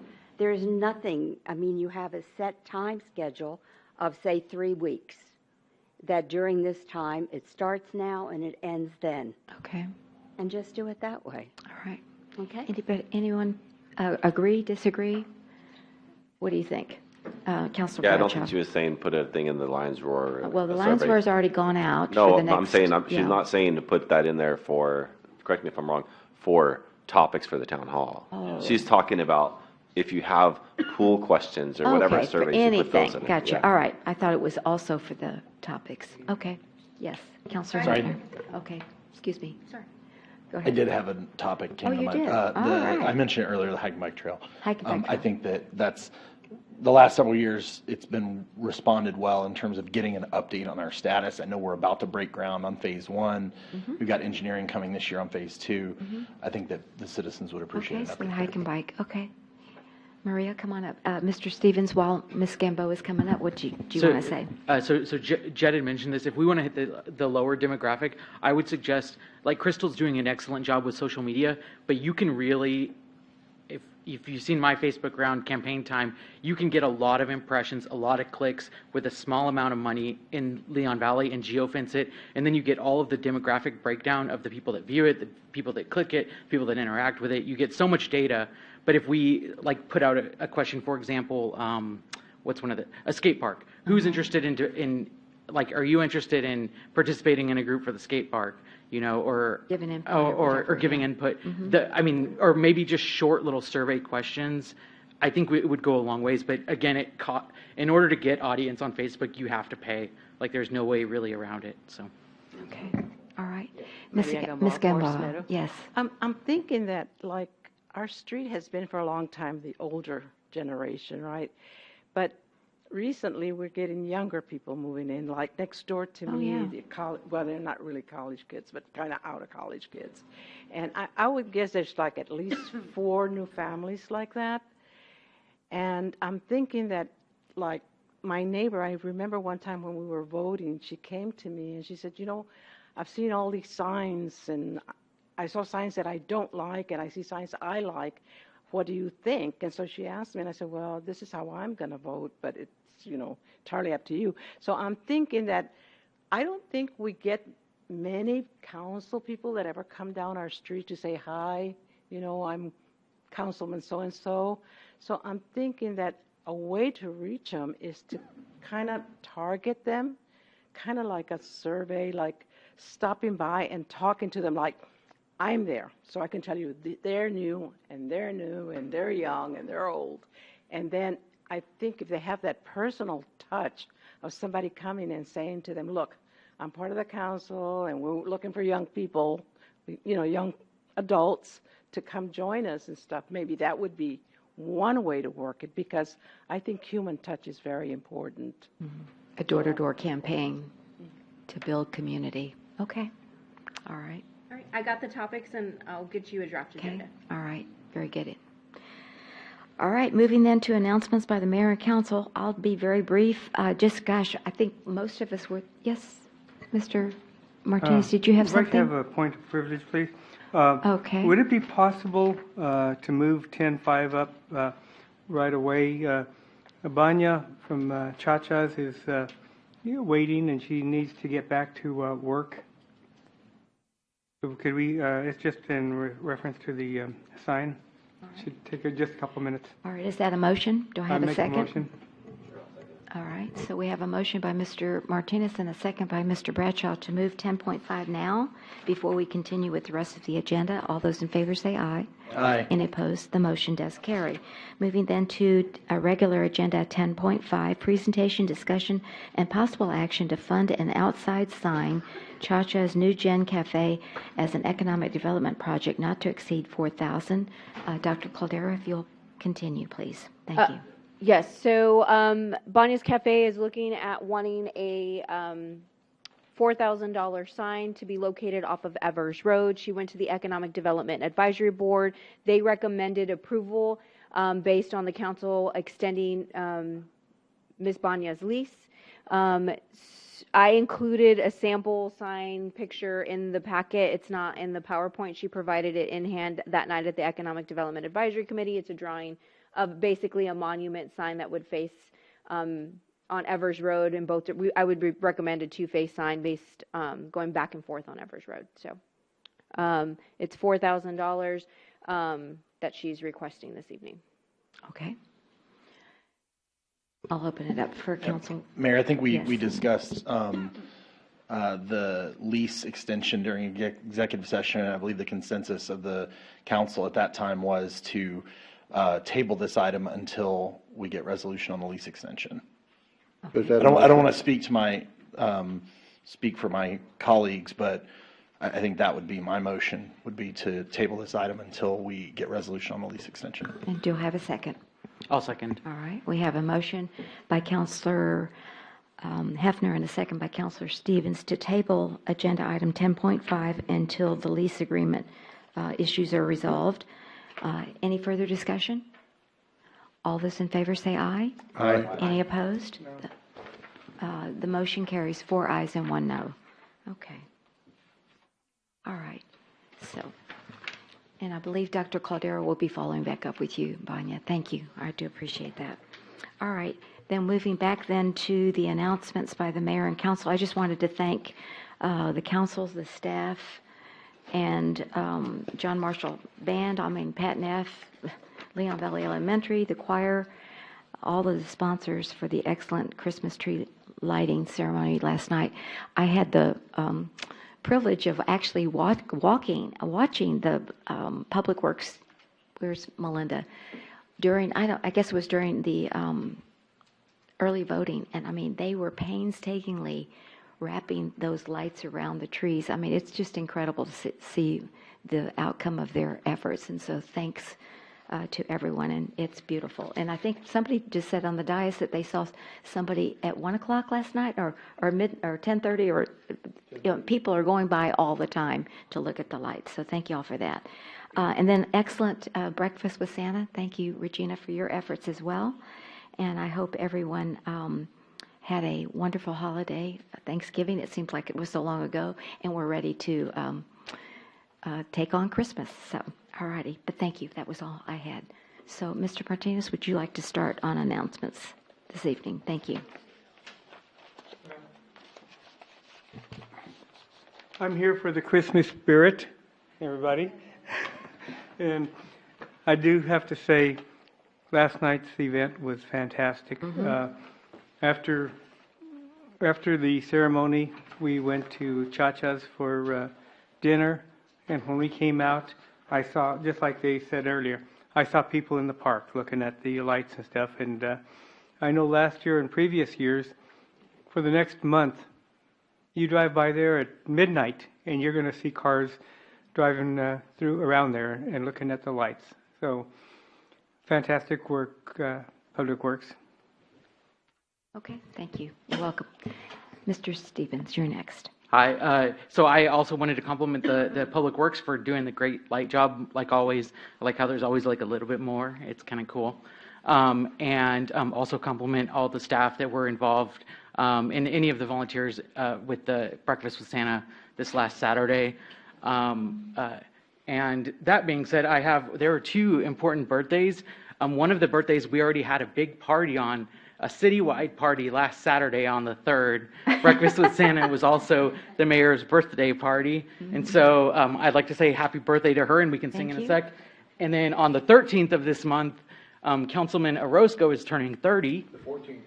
Oh, the 14th. Okay. Oh, hey, okay. You mean you're a Sagittarius too, huh? Yeah. All right. That's Yes, sir. Yeah, right. 30? Yes, 31. 31, okay. And holding. Getting old. Yeah, I Getting just had a old. heart live. Cool. That's why I look this way.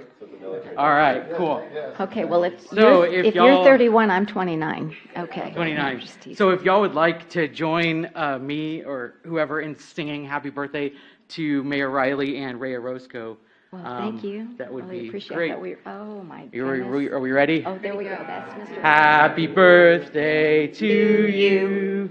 Happy birthday to you. Happy birthday, dear Mayor Riley and Ray. Happy birthday to you. Thank you. Thank you. Thank you so much. All righty. Okay, very good. Councilor Hefner. I'm not sure how to follow that act. Yeah. No, just thank you for everyone that came out to the Christmas tree lighting. It was fantastic seeing everybody out. I got a great picture, Crystal, that I'll send you. That just was, I thought, perfect of the tree. Oh, okay. So I don't know if anybody noticed, we had a full moon last night, Did. and we had a little bit of cloud cover, and so I got this great shot of the tree, the topper, and then just above it, the moon with kind of this halo effect. It was kind of neat. That's great. But, You should- yeah. Now, see, I wish you could share that with all of us, but no. you Hey, can't. walking quorums. I can't know, do that. I know. right? But you can go through Dr. Caldera There you go. and then, yeah. I'll send it to Crystal and she can put it up on the screen or something. That's nice. But yeah, no, so that was wonderful. So whomever is, however you celebrate the holiday season, just, want to wish you, from my family to yours, Merry Christmas, and hope that you have a wonderful season, and my colleagues up here as well. Well, we do still have another meeting before Christmas, Maybe. December 20th. That's on the agenda. Yeah, okay. Okay, Councilor Orozco. Thank you, Mayor. Happy birthday. I'd like to echo what they were been saying, and thank you so much for the lighting. I had my Christmas party for the Ken Bachelor last night, but we came back around 11 o'clock at night, and I stopped there, and there were quite a few people there that I got to talk to. Great job, Public Works, and also a great advertisement by Crystal, and also thank you so much for Breakfast with Santa. I did talk to Santa too, and I think I'm going to get my stuff. And in that fact, I will be a Santa on December 17th for Elf Louise, and they're still looking for volunteers. See if you guys can, help out and Where give is out some that? gifts. Where is that going to be? Well, it's Highway 90. I can get the number stuff, but they need some volunteers to deliver the gifts. Okay. And I'll be Santa, and I'll be delivering in my pickup truck. I know they're going to wonder where my sleigh is at. So if you can volunteer, that'd be great. And we'll also have Blue Santa here as well. And again, thank you so much for the lighting. It was fantastic. Great job. Thank you. Councilor Bradshaw. Yeah, just as it's been said every time, but the Christmas tree lighting was another great success. Good job getting sponsors, Crystal, and The children's concert was a hit. You know, I couldn't believe how packed the conference center was with everybody in there, and you know, it was good. There's a little bit technical difficulties with the microphones, and Councilor Martinez helped out to fix that real quick. And Breakfast with Santa also was good. So thank you for all that participated. And I think those are the events that people really enjoy about Leon Valley. Most definitely. Okay, thank you. All right, City Manager's report, Dr. Caldera. So the city manager's report, of course, is outside and online. I do have two statements. First off, as most of y'all know, a Forest Oak subdivision went without water for about 22 hours. The city of Leon Valley did receive some criticism on how that event was handled. We don't have any say over the San Antonio water system. We provided whatever information was provided to us.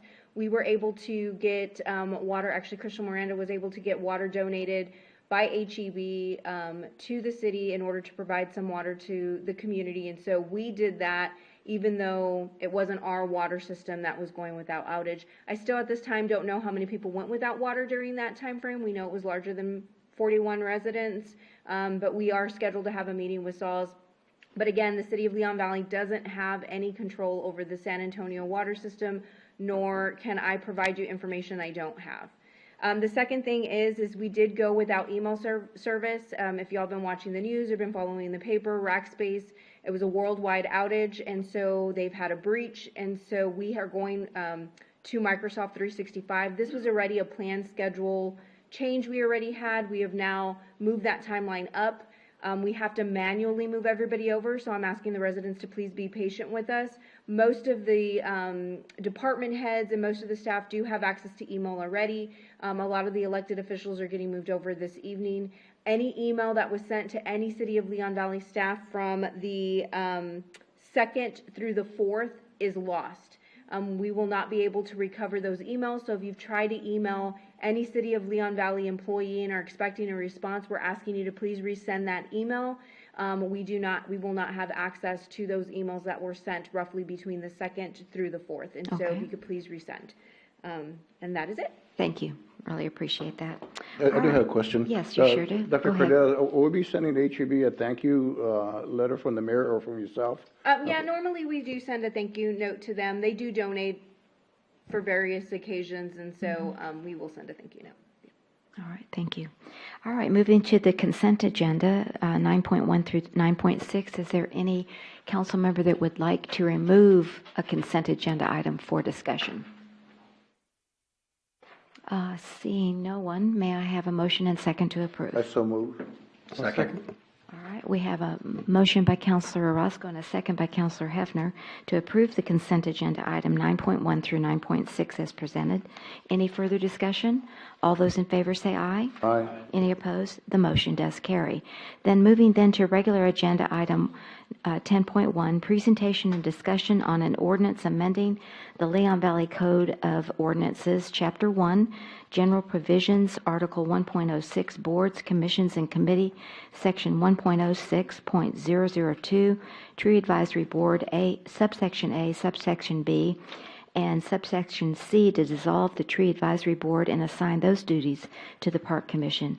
The first read was held on November 15th, and this is the second read. But we were wanting to notify the Tree Advisory, which we did. And Ms. Moritz, what would you like to report? Just wanted to let y'all know that we did as you had asked and notified the Park Commission Chair and the Tree Advisory Board Chair. Park Commission Chair is here, Roger Christensen.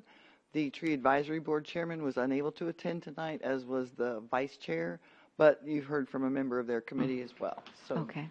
There you go. Very good. Okay. Mr. Christensen, do y'all want to hear from Mr. Christensen? Or, I mean, you heard from Ms. Sarfin. She was representing the committee, and on behalf of her and her husband, she was not in favor of the action. Roger, it seems like everything is being defaulted to the Park Commission. The pool, the hike and bike, the Tree Advisory. What do you think? Well, I think it's a challenge. As you're aware, the Park Commission, along with other advisory boards and committees, are all volunteers. And it's quite a challenge to lead a group of independent people, to keep them on track and on the agenda items. If this is the decision of council, we will do our best to build upon the achievements of the Texas, I'm sorry, Tree Advisory Board. Okay. Any questions or comments? I think we ought to just keep it separate, but that's me. I just, the Tree Advisory's been together for 14 years. How many times have they not been able to make a quorum, Ms. Moritz? I mean, it's not all the time. So I think that was in your packet, that was one of the reasons for folding it into the Park Commission. But anyway, that's all. Was that a question for Ms. That was a question. How many times have they not been able to form a quorum? Thank you, Mr. Christensen. Quite a few. Oh, really? Okay. I just remember it was the Triangle Park man, Mr. Shahadi. I think we had to, that was delayed because they didn't have a quorum. So for the year 2022, it would have been March, June, and July that they canceled. Okay.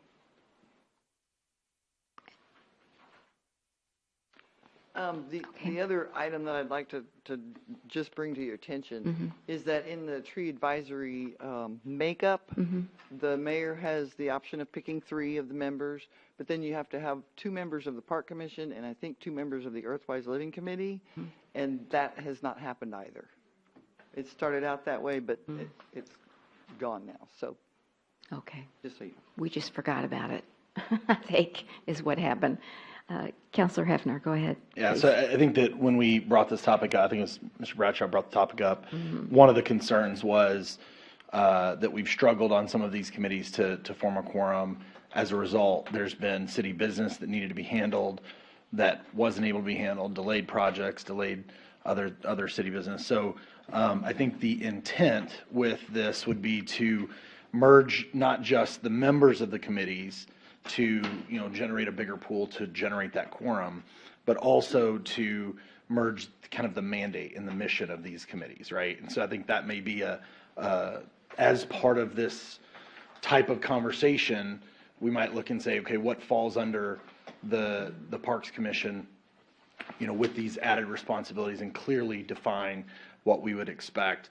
I know in terms of the Earthwise Living Committee, one of the conversations we had last time was, they started out as Earthwise Living Day Committee, and they've just kind of like expanded beyond really what's on paper in terms of their mandate.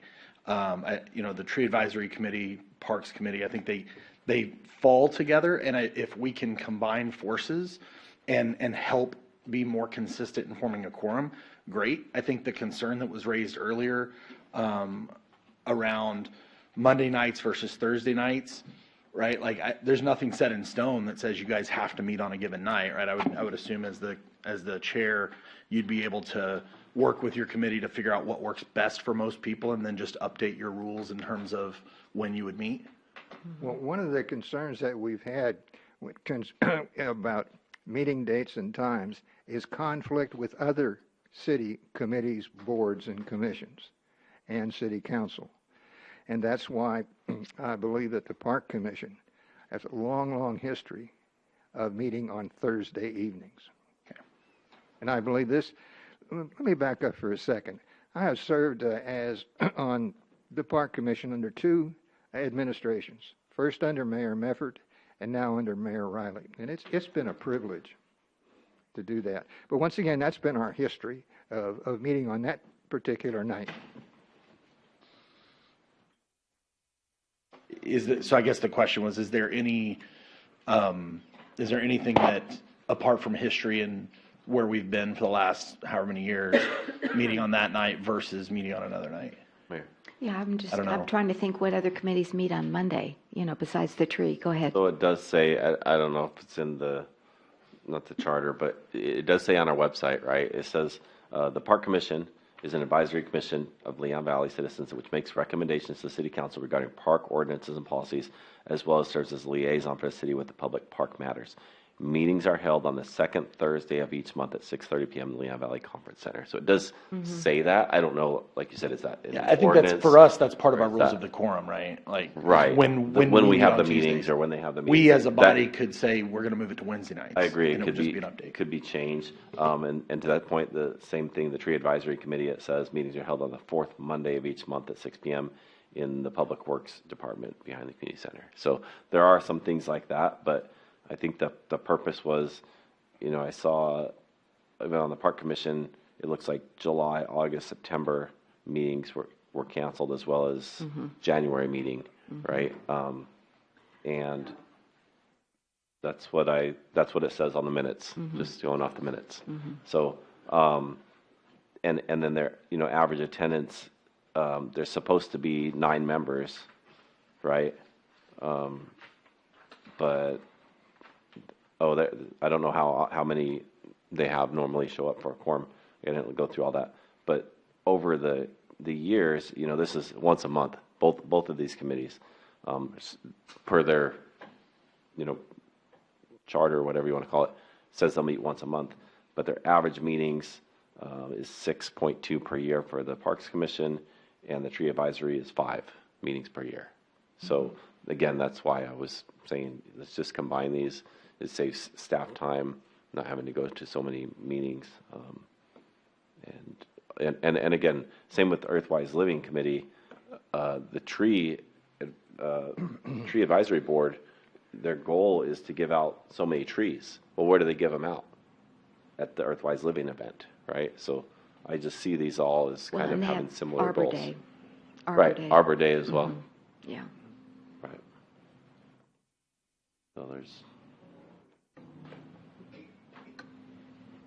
So I would like to correct the record in just a little bit concerning the meetings that we were unable to hold in the summer. I think the main issue on that is the committee members had not been reappointed during that time. All the Park Commission member terms expire with the election of the mayor. The other thing I'd like to point out is we have flexible meeting schedules. In the summertime, weather permitting, we do not meet at the conference center. We actually meet on various parks. So our members can experience those parks firsthand. But thank you for allowing me to do that. Makes sense. Okay. Sounds good. Okay, is there anyone in the chamber that would like to address this topic? Yes, Ms. Bosley, did you have a Were you comment? asking which other committees met on Monday? Yeah. The only one that I show on the roster that meets on Monday is the Economic and Community Development Advisory Committee. Oh, okay. I didn't realize that they met on Mondays. I thought it was just the tree. So, yes, Mr. Martinez. And Mr. Mata, did you have a question? Come on up. Yeah, or comment. Mr. Martinez, go ahead. My biggest concern, I agree with consolidating some committees, but are we getting the Parks Committee overloaded with different subjects? Instead of just dealing with the parks, now they're dealing with the pools, the hike and bike trail. Eventually it kind of loses focus on what their main core objective is. A good point. I would think that if we wanted to consolidate anything, we move the Tree Advisory Committee to the Earthwise Living Committee, the Earthwise Living. And since they have a lot of the similar interests, it would seem like that would be a better merge than in the Parks Department, or the Parks Committee. All right. Melinda, you had a question or a comment? Oh, I'm sorry. Mr. Mata, I called on him first. Go ahead, Mr. Mata. I apologize. You sat down. I couldn't see you. So Yeah, quit hiding. go ahead. I'm trying to hide. Yeah, sorry about that. Yeah. Eric Mata, Canterfield. Having served on multiple committees over the course of the last 3 years or so, I think we see that we sometimes struggle to fill some of these committees with members or adequate amount of members who are willing to serve. So the idea of consolidating and just kind of minimizing the amount of committees we have, not to some great degree, I think sounds like a good idea. If there's a concern about citizen participation and involvement, well, we have needs in other committees, you know. The other issue that I know we've had, and I've talked to some staff about it, is when you have so many committees, I mean, think about staff preparation, the time that goes into preparing and researching subjects, physically showing up to these meetings, coming to council meetings. And there's only so many hours in a week for each member of staff. So there's probably going to be some duties that they're, I mean, like Melinda, she's planning and zoning director. I mean, if she's putting 10 hours into various committees that she's a liaison for, well, then that probably takes away from her duties as an actual planning and zoning director.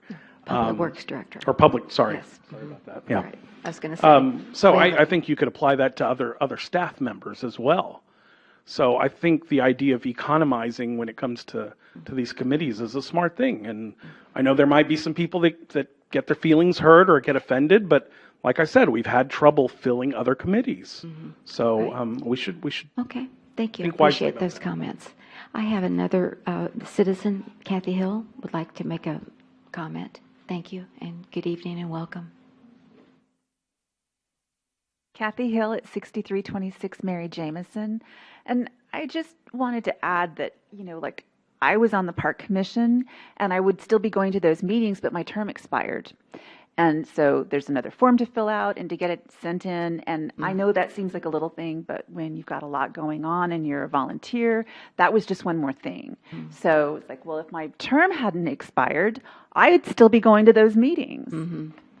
And a lot of people missed that. You know, we had a lot of people that failed to reapply, and so then they were not on that committee.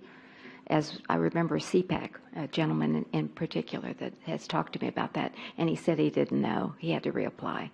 I'd like to take, if you're really wanting to consolidate, I'd like to take your idea, Mr. Martinez, and bring it to the Earthwise Living Committee meeting next week and see what they think. I think that's a better marriage with the Tree Advisory and the Earthwise rather than Park, to be honest with you. I really do.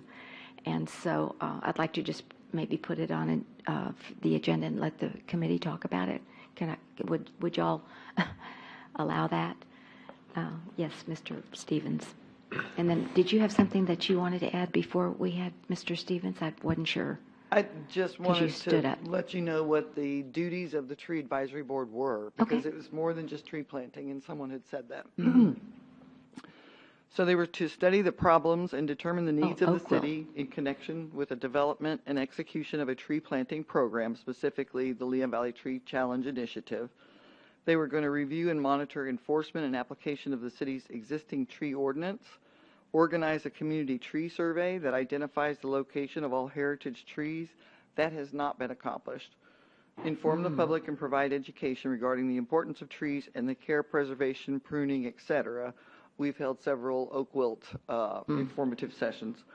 Create educational programs and encourage local schools and other public and private agencies to conduct Arbor Day events. We've held them, but we have not encouraged. And then provide regular and special meetings at which the subject of trees, insofar as they relate to the city, may be discussed by the member of the board. So just to let y'all know. It's a lot. It really is. Okay, Council Member Stevens. So I was actually reading it as he went along. There's a couple of others as well, but there is something, and what I think bothers me the most is that now we have a committee that is not subject to the Open Meetings Act. It's not an open government committee, because we already decided that this meeting. The Tree Advisory Committee, and they're controlling the developments that come in that want to take down some of their trees because they want to develop on their property, and that we've held that up because the meeting has been unable to occur in the past. But I'm just interested, what part of this ordinance, I see where it says public trees, review with the mayor and council all plans for preserving existing public trees and planting new public trees. recommend with the assistance of the selected arborist the removal of any public tree or part thereof which is in unsafe condition.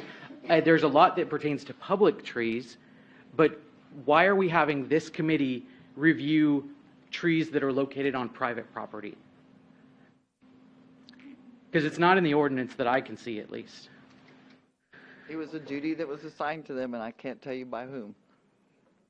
I think our tree preservation ordinance is the ordinance that states that that's the committee that's going to review those. Okay. Look under tree preservation. So just think about this. So now we have, a different ordinance. So it doesn't say it under their duties, but maybe our other ordinance needs to be amended. But so that ordinance says that they have to go, that somebody, it could be your own house even. Like if you want to remove a tree because it's going into your foundation, which I know there was an example of that recently, and you have to go through this committee, I guess, according to the ordinance. The committee can't meet, but now we have a committee that's not subject to the Texas Open Meetings Act. It's not a public meeting. The meetings don't have to follow the Texas law any longer. So you have like essentially like a gang of people that are meeting that are going to decide on what happens to your tree on your private property. I think I have big concerns with that. So I think if we keep this committee, we need to make sure that we amend it to where they don't, and they can't stall the development of private property or prevent a person from taking down, like that can come straight to the council, or there needs to be a way to circumvent that committee. I think you make a good point, because didn't you say last time that could be an option? Yes, ma'am. We would just change the tree preservation ordinance itself to take out tree advisory and put in council. Right, and just put in council. So and then we wouldn't have a tree advisory, right? Because it would be the council. That wouldn't be their duty anymore. It would be the city council. Exactly. Yes, So Councilor yeah, Bradshaw. Councilor Stevens brings up a good point that, to me, sounds like they have quasi-judicial authority, right? When our ordinance says you have to go to them for approval, that's kind of, that's where you get into the open. But they're not the final approval. It still has to come to the council. From the for council, approval. but it's still kind of Make the a recommendation. recommendation. To y'all. But I just wanted to point out, we talked about which one would be a better fit. Some of the meetings in the last, since 2022, Tree Advisory Board, February meeting was 15 minutes long. The September meeting was 17 minutes long, right? So when we talk about, too much stuff to do if we put it on Park Commission, I don't think that's the case. Their longest meeting in July was 2 hours and 9 minutes. So, and then the Park Commission also, their average meeting time is 50 minutes. So I don't think by adding some of these responsibilities would be that much. Whereas the Earthwise Living Committee, its average is 116 minutes, or an hour and 60 minutes, not 116. So it's not like their council meetings, right? It's hour meetings mostly. So I think either one, whatever fits well, could work. Councilor Hefner, excuse me. You were going for so long. I was going so Oh. long, and man, I blew it. Yeah. I think that, the other thing that maybe hasn't been talked about is, yes, each of these committees has their own mandate. Yes, each of these committees kind of has historically had their own space. I think there's a tremendous opportunity for what we in the private sector call cross-pollination, not to use a tree term, sorry. That's terrible, I know. It's a dad pun, I can't help it. But there's an opportunity for people who have experience with parks, and parks, was it correct me if I'm wrong, I think Parks was the committee that's supposed to have 2 members from Earthwise and 2 members from Tree, or is it vice versa? Tree Advisory. Tree has to have Parks and Earthwise? Okay, yeah, so there's already kind of in our ordinance cross-pollination that's supposed to be happening, but that's not happening. And I think that, when we talk about hike and bike, there was a number of years ago a long conversation about how does the impact on the natural area and the trees in the natural area, and how does that go around, right? And so when that proposed route was looked at, that took some involvement from the Tree Advisory. I think that you can simply rename the committee, let's call it Parks, Earthwise, and Tree Advisory, and then get some efficiencies by having one meeting where some of the duplication of effort that's mentioned in the presentation can be had once. We're not duplicating that effort for staff. We're not duplicating that effort for volunteers. Does that mean that you might have a 2-hour meeting? Yeah, it might. But, we're putting all of the work at one time instead of spacing it out, instead of slowing up development on projects. I absolutely agree with Mr. Stevens' point that we should take a look at the tree preservation ordinance and determine, like, is there a change that needs to be made so that trees on private property aren't being impacted, and people who are private homeowners having to come and ask permission to do things on their property. So, I was going to save that for Agenda 12, things to add for future agenda, but I think that's absolutely something that we should bring back. But, I think that, Mayor, if you want to take this to tree advisory, Well, I just know and that talk the to them. Earthwise does not, I think Oh, if Earthwise. they went to park, no, they want to maintain their committee, but if you're really bent on consolidation, I think it would be better for them to consolidate with the tree rather than with the park. I mean, my recommendation and what I would vote for would be to consolidate all three committees into one. But we've got a much different focus than park. We really do. I mean, Well, Melinda but the knows. point I mean, is we not just- that you have a different focus. The point Yeah. is that you can have shared focus. You can have crossover between focus. There's conversations that happen when we talk about new park amenities that may affect Earthwise Living. There's events that happen with Earthwise Living that may want to happen in the parks. I can't see, I don't know. That's And just that's because really, it's always been done that way I is, know I you're hate that, really big right? on that. Yeah, I know you're really big on that. But, and to sit there and have to go through all of the park agenda and all the tree advisory agenda and then get down to the Earthwise Living agenda. You see what I'm saying? I don't know. That meeting is now going to be 3 hours long. Yeah.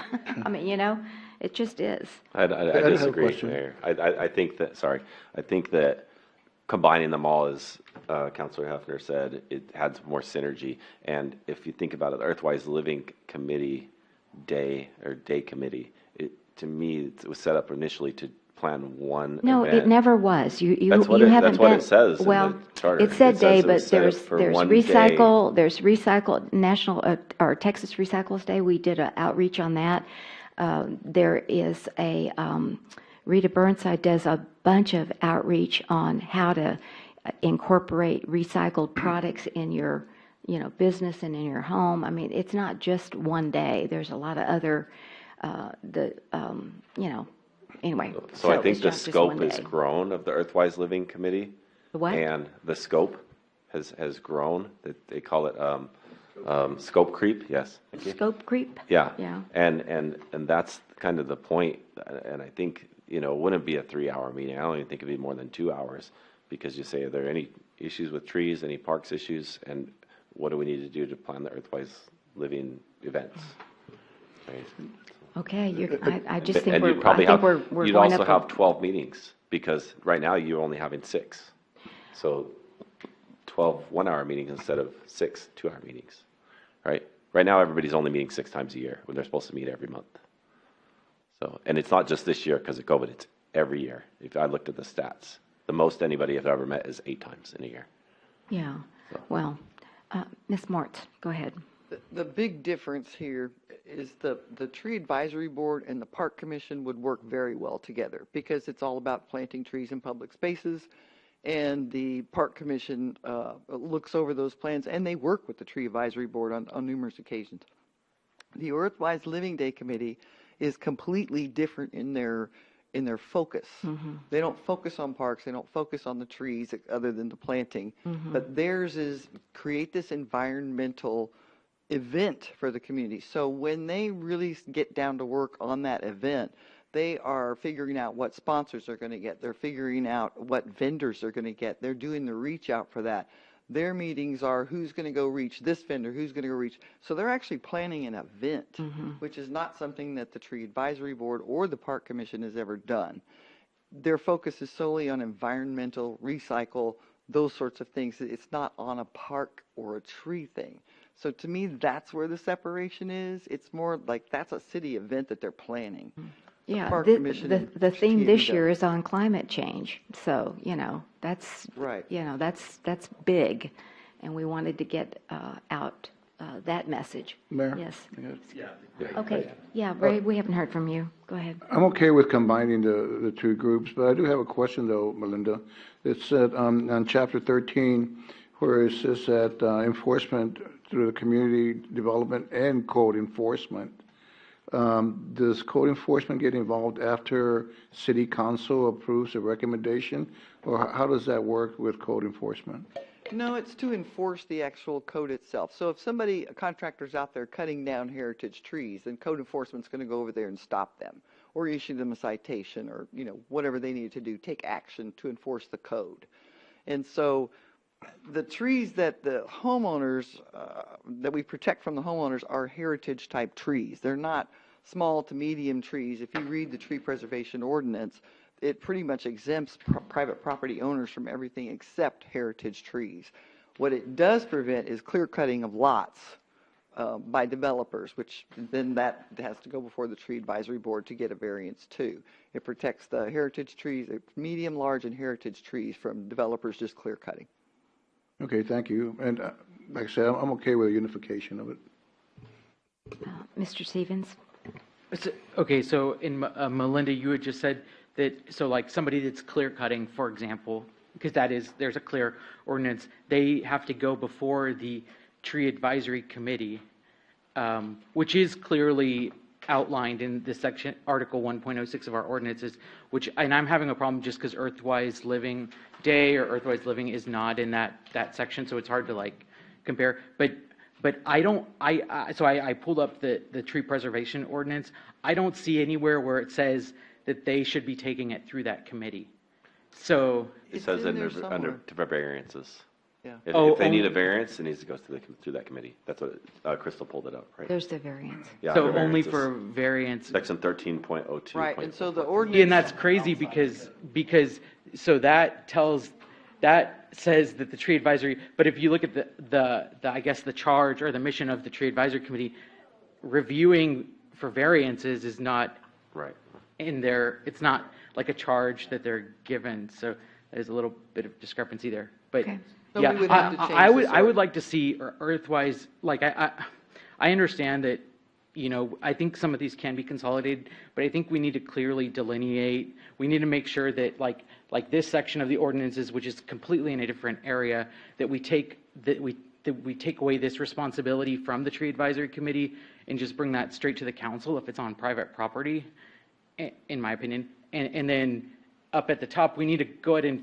I mean, I'm okay, however, if we want to merge them, but like Earthwise Living, we need to add it as an actual committee as well and kind of delineate what their charge is or their mission is, just like we've done for all of because every other committee has it. The Citizens Police Advisory Committee, the Library Board of Trustees, the Planning and Zoning, like all of the other committees are very clearly delineated. The Parks Commission also.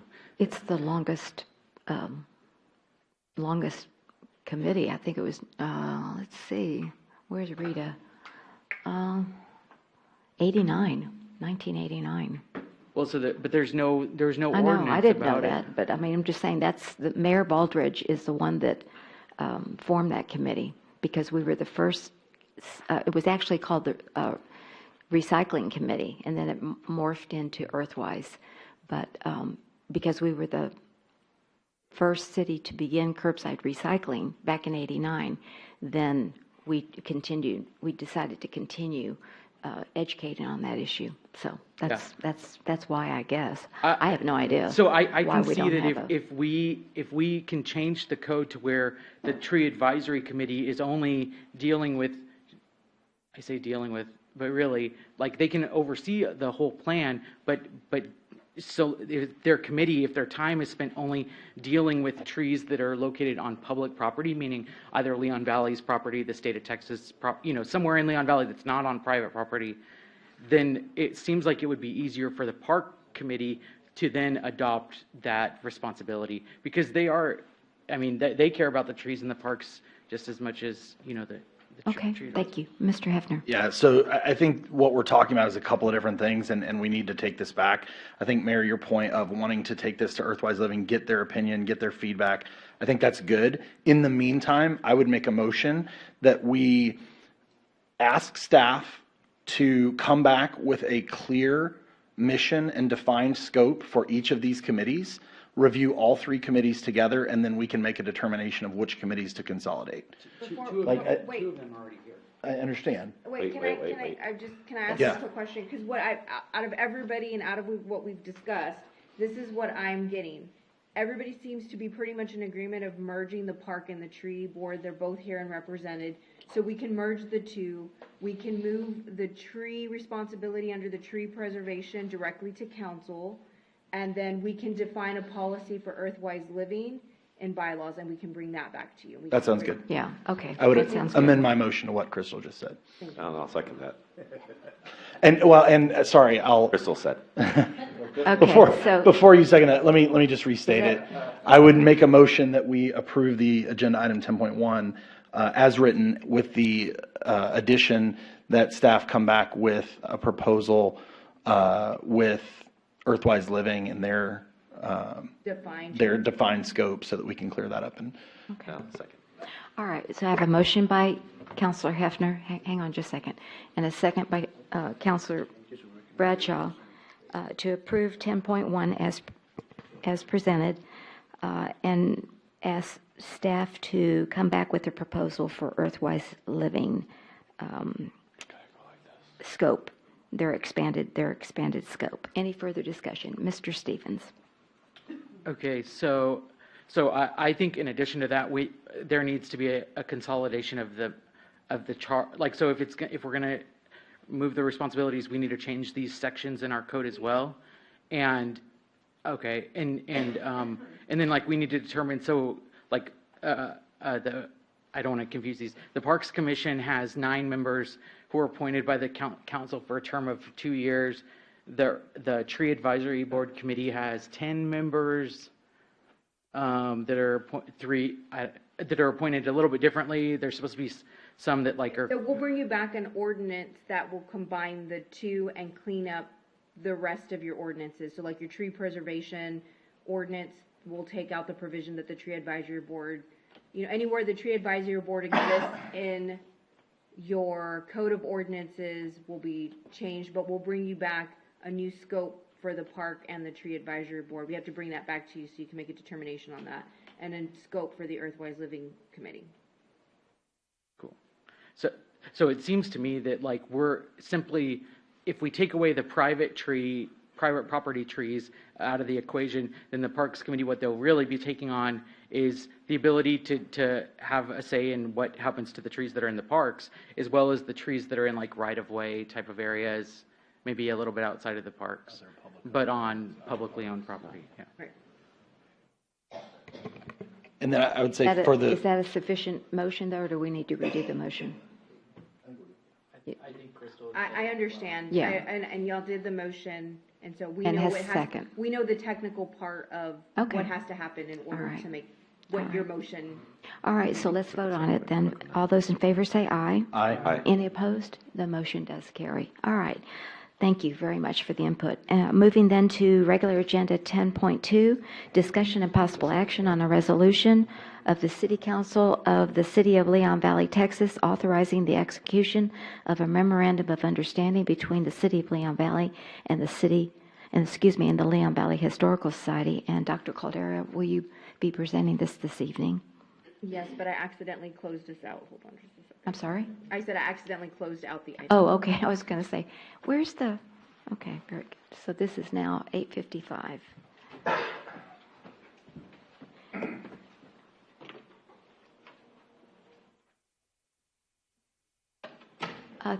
Thank you, Mr. Christensen and Danielle, for being here this evening. All right.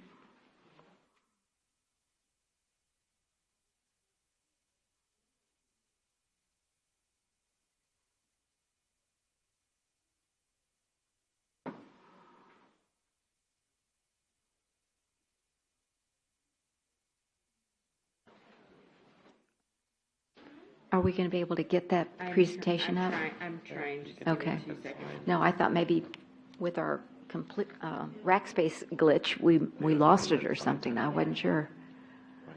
I had it up and ready to go, and then I closed it.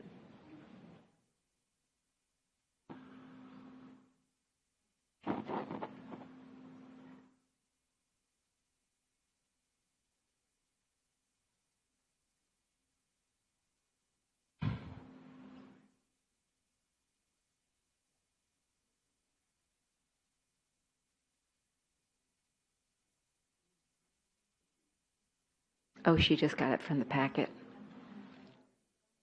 Is that what you did, Crystal? Yes, Yeah. it's not, I thought the Word document was on the flash drive, it's not on there. Not sure why it's not coming up. Broken.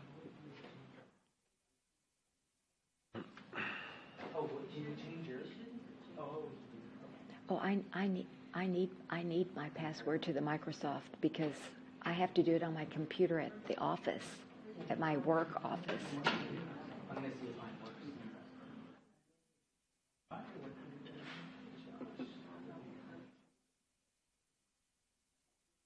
Oh, thank you. Okay. I appreciate Good it. evening, Mayor and Council. Good Sorry evening. about that. Thank A you. little No, bit of a that's technical okay. difficulty. Appreciate it. And so, as we discussed at the last meeting in regards to the memorandum of understanding between the Leon Valley Historical Society and the City of Leon Valley, we made the correct changes. I'm sorry, the red line is not included in the packet. But basically what we did is we changed the reporting program to 2030. And so we moved the timeline out because most of these items require some time in order for grants to come in order to go out for grants. And so we moved the timelines out to 2030 throughout the agreement, as well as we added the following provisions. We added to continue to assist with the 4th of July 5K run by providing appropriate police, fire, and barricade protection. We added to allow one free event a year at the Leon Valley Community Center to include the rental, security, and cleanup, and to assist the hanging of some Christmas lights on the homestead. I also added a small provision in here that states the MOU also allows a mutually agreed upon grant application that will both support the historical site and the Leon Valley's master plan. So those are the line items that we added, and then again, we changed the date out to 2030. And so then, thank you. The Leon Valley Historical Society will do a semi-annual grounds cleanup to include the Triangle property. And so again, an MOU is supposed to be a balanced agreement. The Historical Society provides value, Leon Valley provides value, and so as part of their value, they're providing grant applications in order to turn this into a museum and a stop in order for to attract tourism and to kind of be that hub. And so they're looking at doing a lot of grants and cleaning up the Triangle property, and so that's what their side is doing. And then we're providing staff support for some of their fundraising. Okay, thank you. Yes, Councilor Hefner. Thank you, Dr. Caldera. I notice on its packet page 186, under Leon Valley Historical Society and its section C, it mentions the Northwest Area Chamber of Commerce will work with Leon Valley to spur economic development. Is the Northwest Area Chamber a party to this agreement? So, no, at the time the agreement, this is just my understanding, and somebody can correct me if I'm wrong.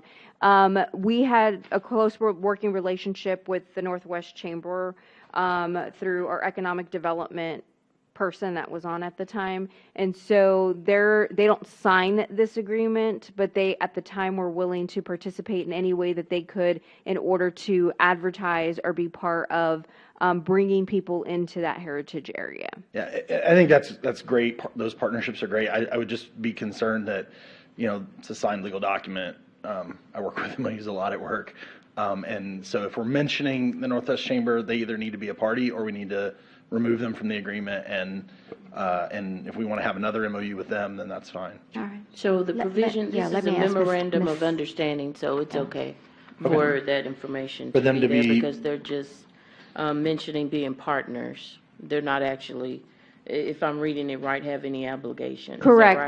They're not providing them anything. as a They're just partnership. treating it. Yeah. All right, thank you for the clarification. All right. Anyone else?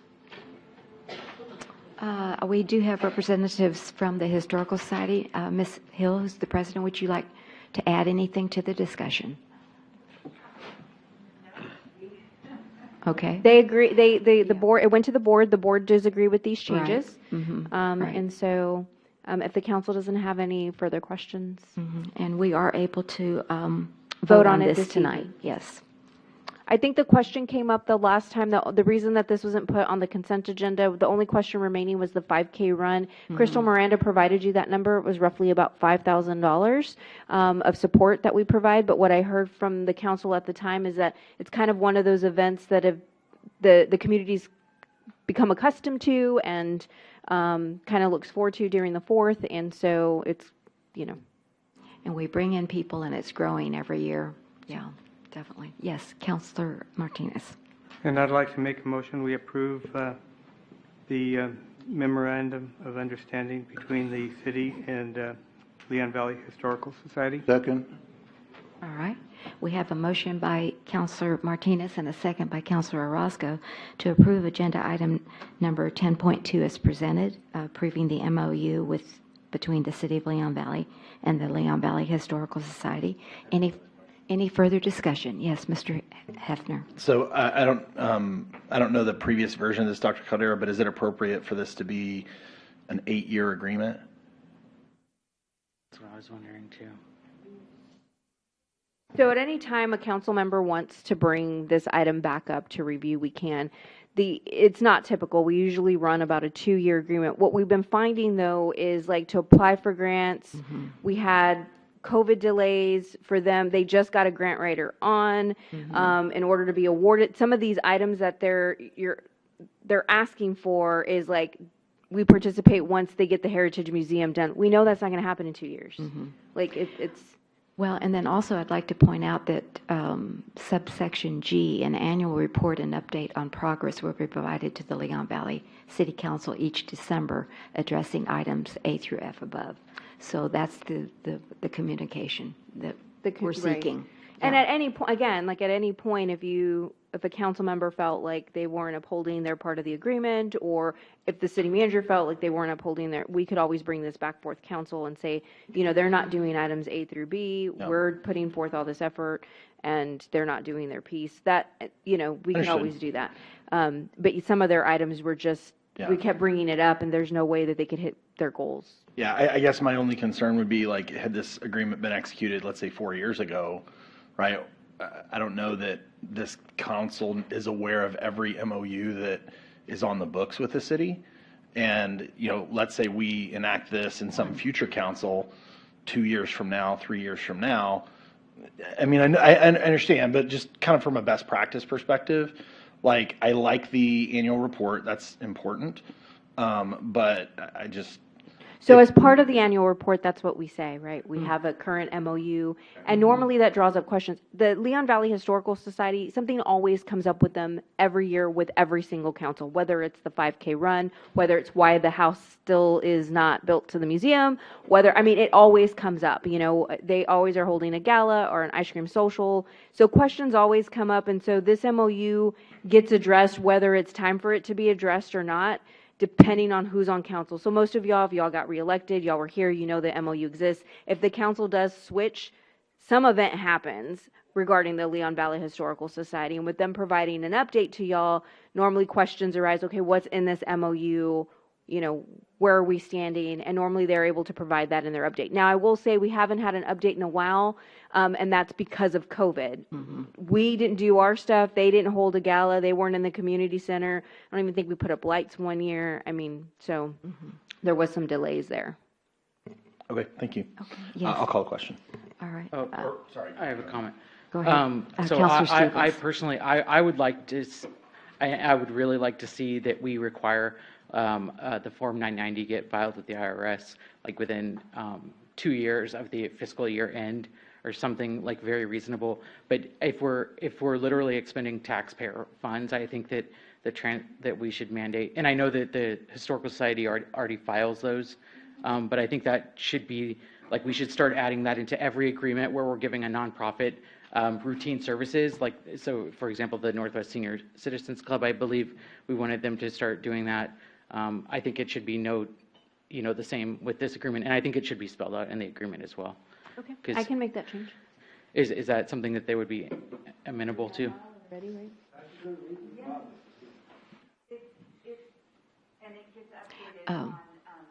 Yeah, Kathy, we are recording the meeting, so we want to make sure we hear you.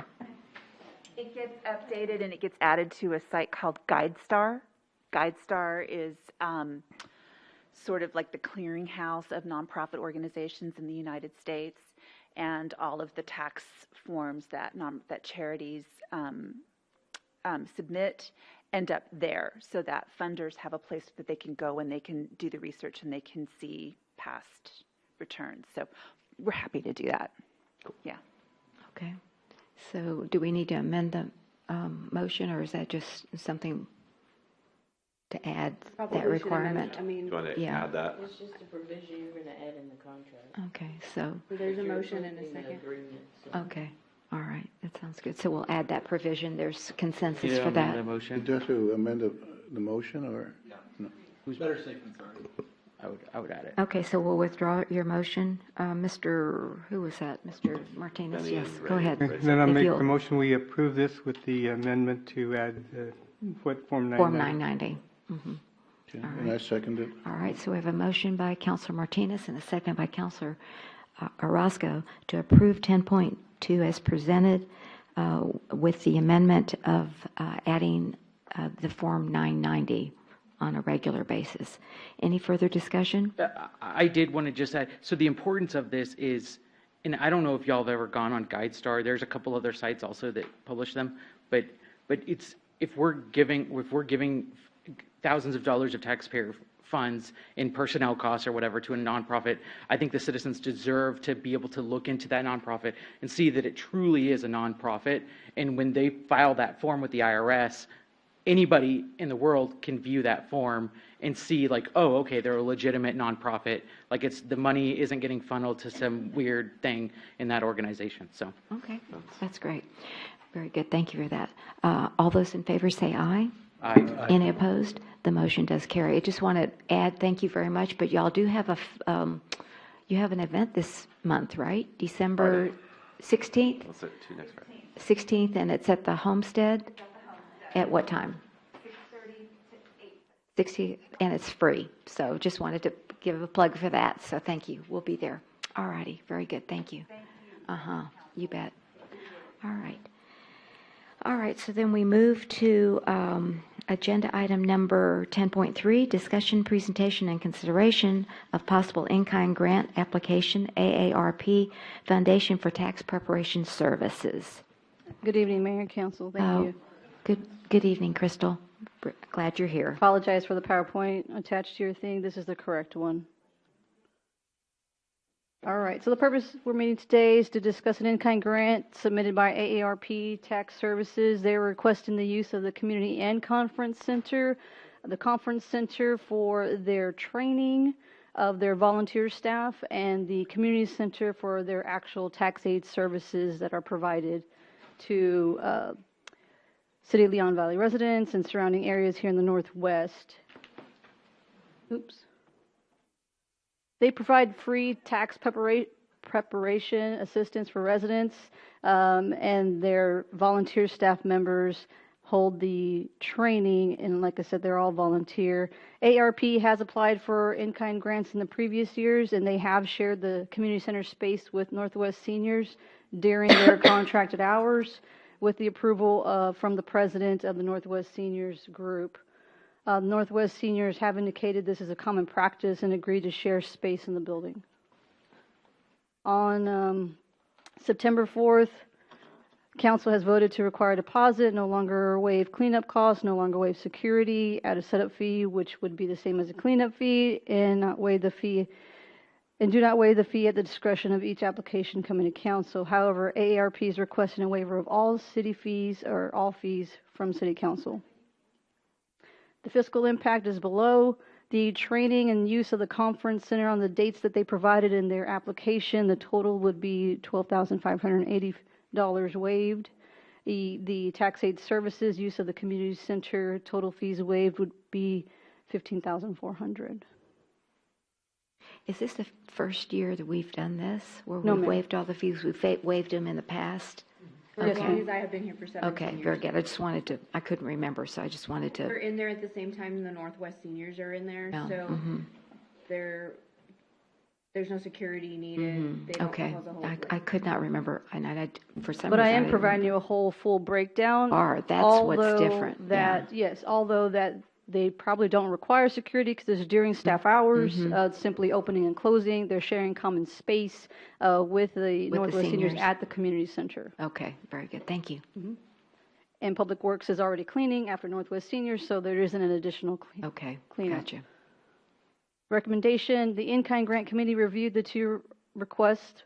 We're forwarding the scores to council, average of 20.6 out of 24 for the training application and a 21.3 for the services application. The points required for approval is a minimum of 18. It is up to city council discretion to waive the fees requested. All right, thank you very much. Appreciate it. Yes, Councilor I'll make a Bradshaw. motion that we accept item 10.3 as presented. I'll second that. All right, we have a motion by Councilor Bradshaw and a second by Councilor Martinez to approve 10.3 as presented. Any further discussion? All those in favor say aye. Aye. Any opposed? The motion does carry. Moving then to Agenda 10.4, presentation, discussion, and possible action to fund a backflow prevention device, We Care Shopping Center, LLC, as an economic development project not to exceed $10,000. It doesn't have who's going to present. Me. Okay. Oh, there we go. Dr. Caldera, thank Sorry, you. that was my fault. I probably left it off the agenda. And appreciate you presenting. Thank you.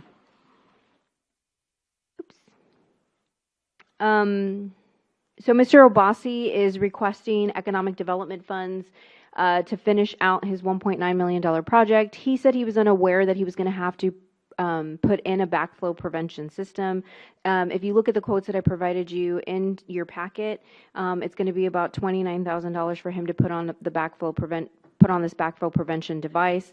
So this would be like a cost share portion of the project. We would provide the $10,000. He would still have to get the required permits. It would have to be inspected. He would have to pass all the inspections before the city would reimburse him the $10,000 for this portion of his project.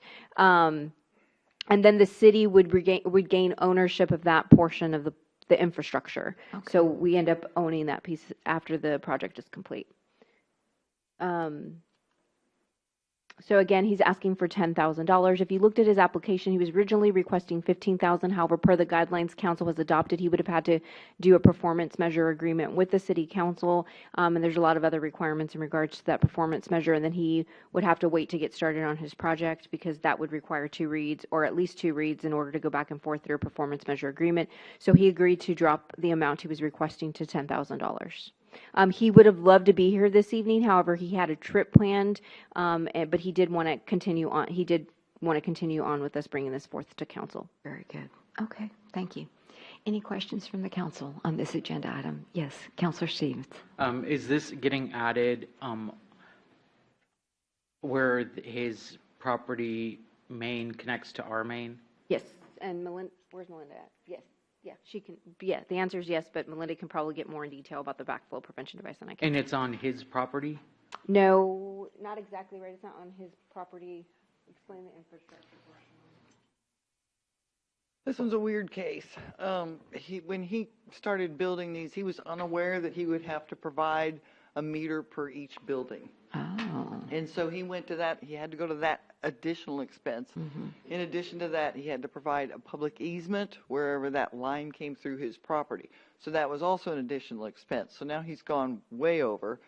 And now we're telling him he has to have a backflow prevention device to prevent that water that's going to his apartments to get back out into our main. And that's the most expensive part, aside from the meters that he's paying. So he's paying impact fees on each one of the meters to all 12 of those buildings, plus putting in the fire hydrants, because there's 2 fire hydrants on that property.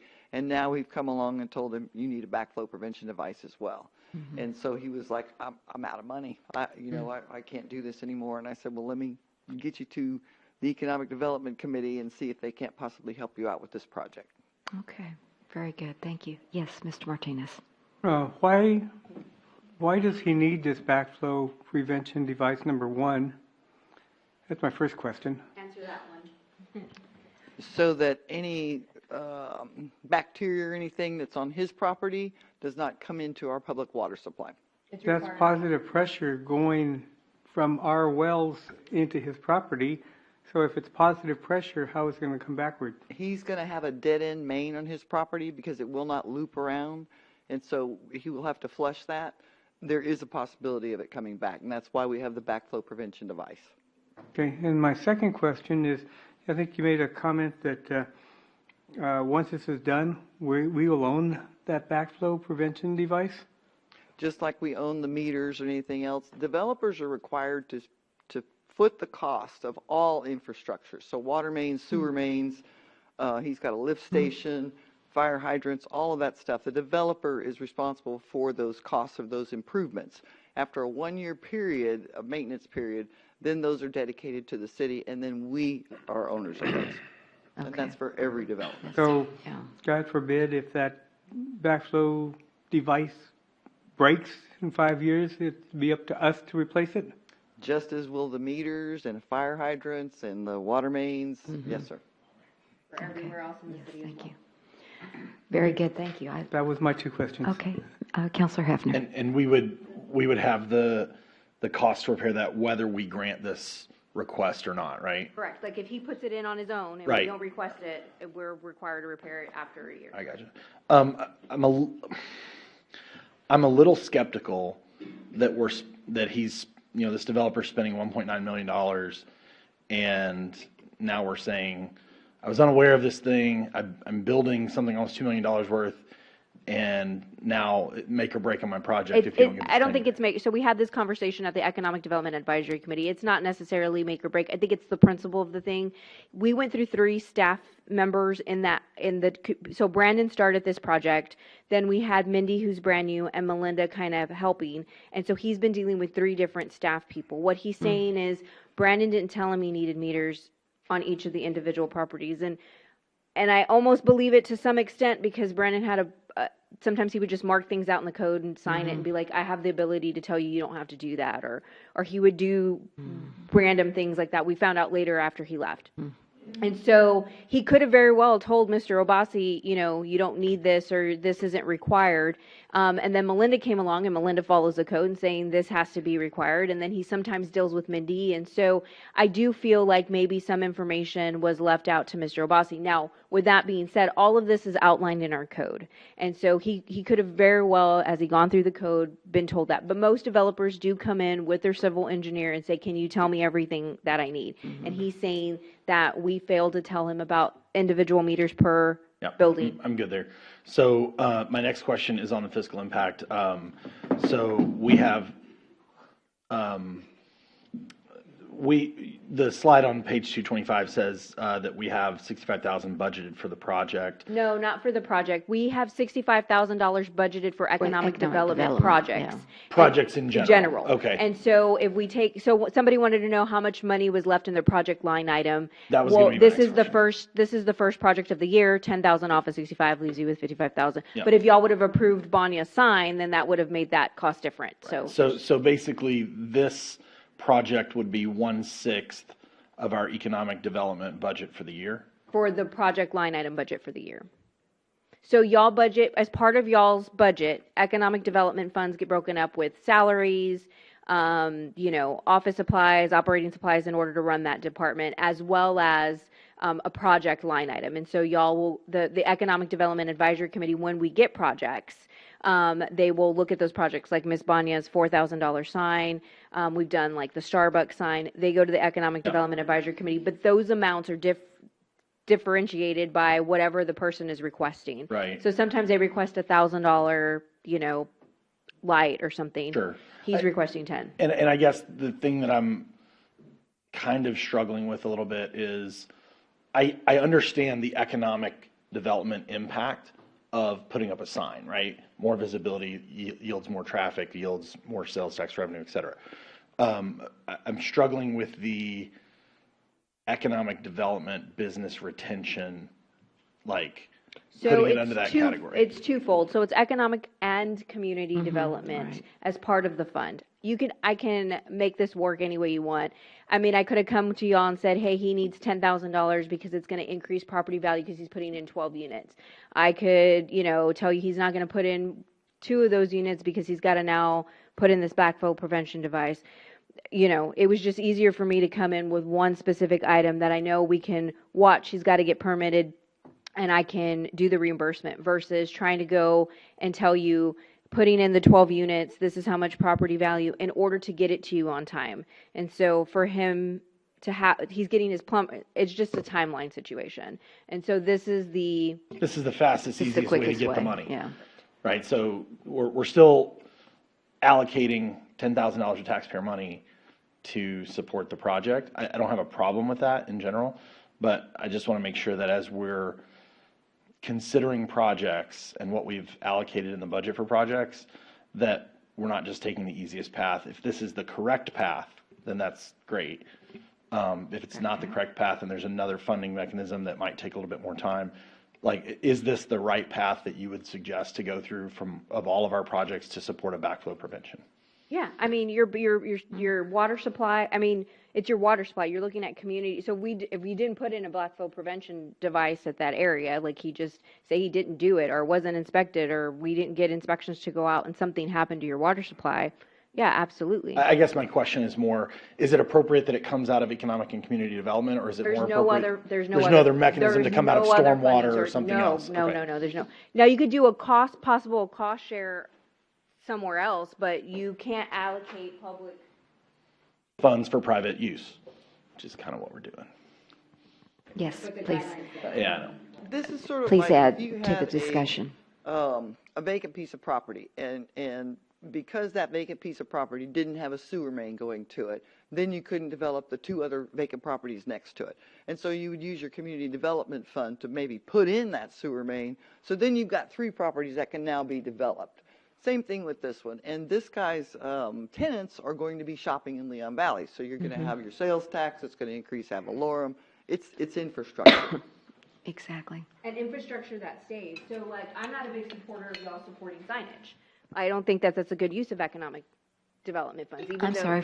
Signage. Signage, Like, okay. I just don't. I mean, didn't hear businesses that. come and go all the time, and we've spent $10,000 on sign. I mean, 2 that I can think of at Quick Trip and at Starbucks. Y'all spent $10,000 of economic development funds to get those signs up for both large corporate industry projects, and so to get signs up, and they could leave at any time. Point of information.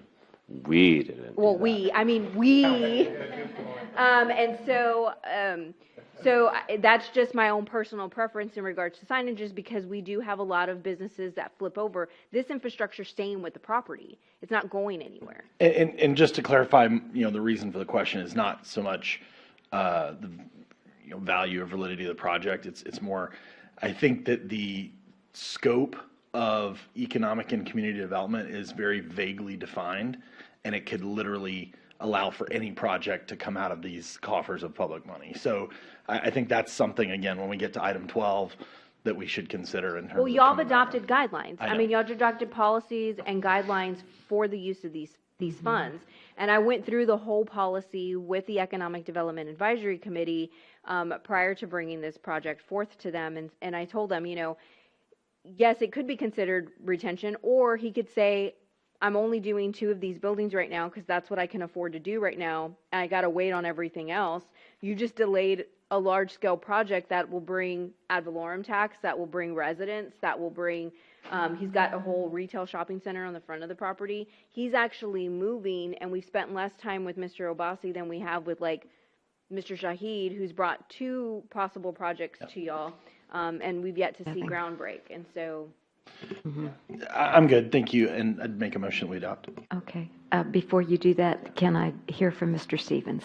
Yeah, so I kind of understand where he's coming from. It's a precedent we're setting, and so that means Mr. Shihadi can now come and ask for $10,000 for each one of his properties because he didn't know that he needs a backflow prevention device, and I definitely get it. That being said, I'm not going to stop this because of that. But I did want to ask, why is this not a looped system? Because I'm pretty sure what I was told was that is the best way. That's the standard practice nowadays.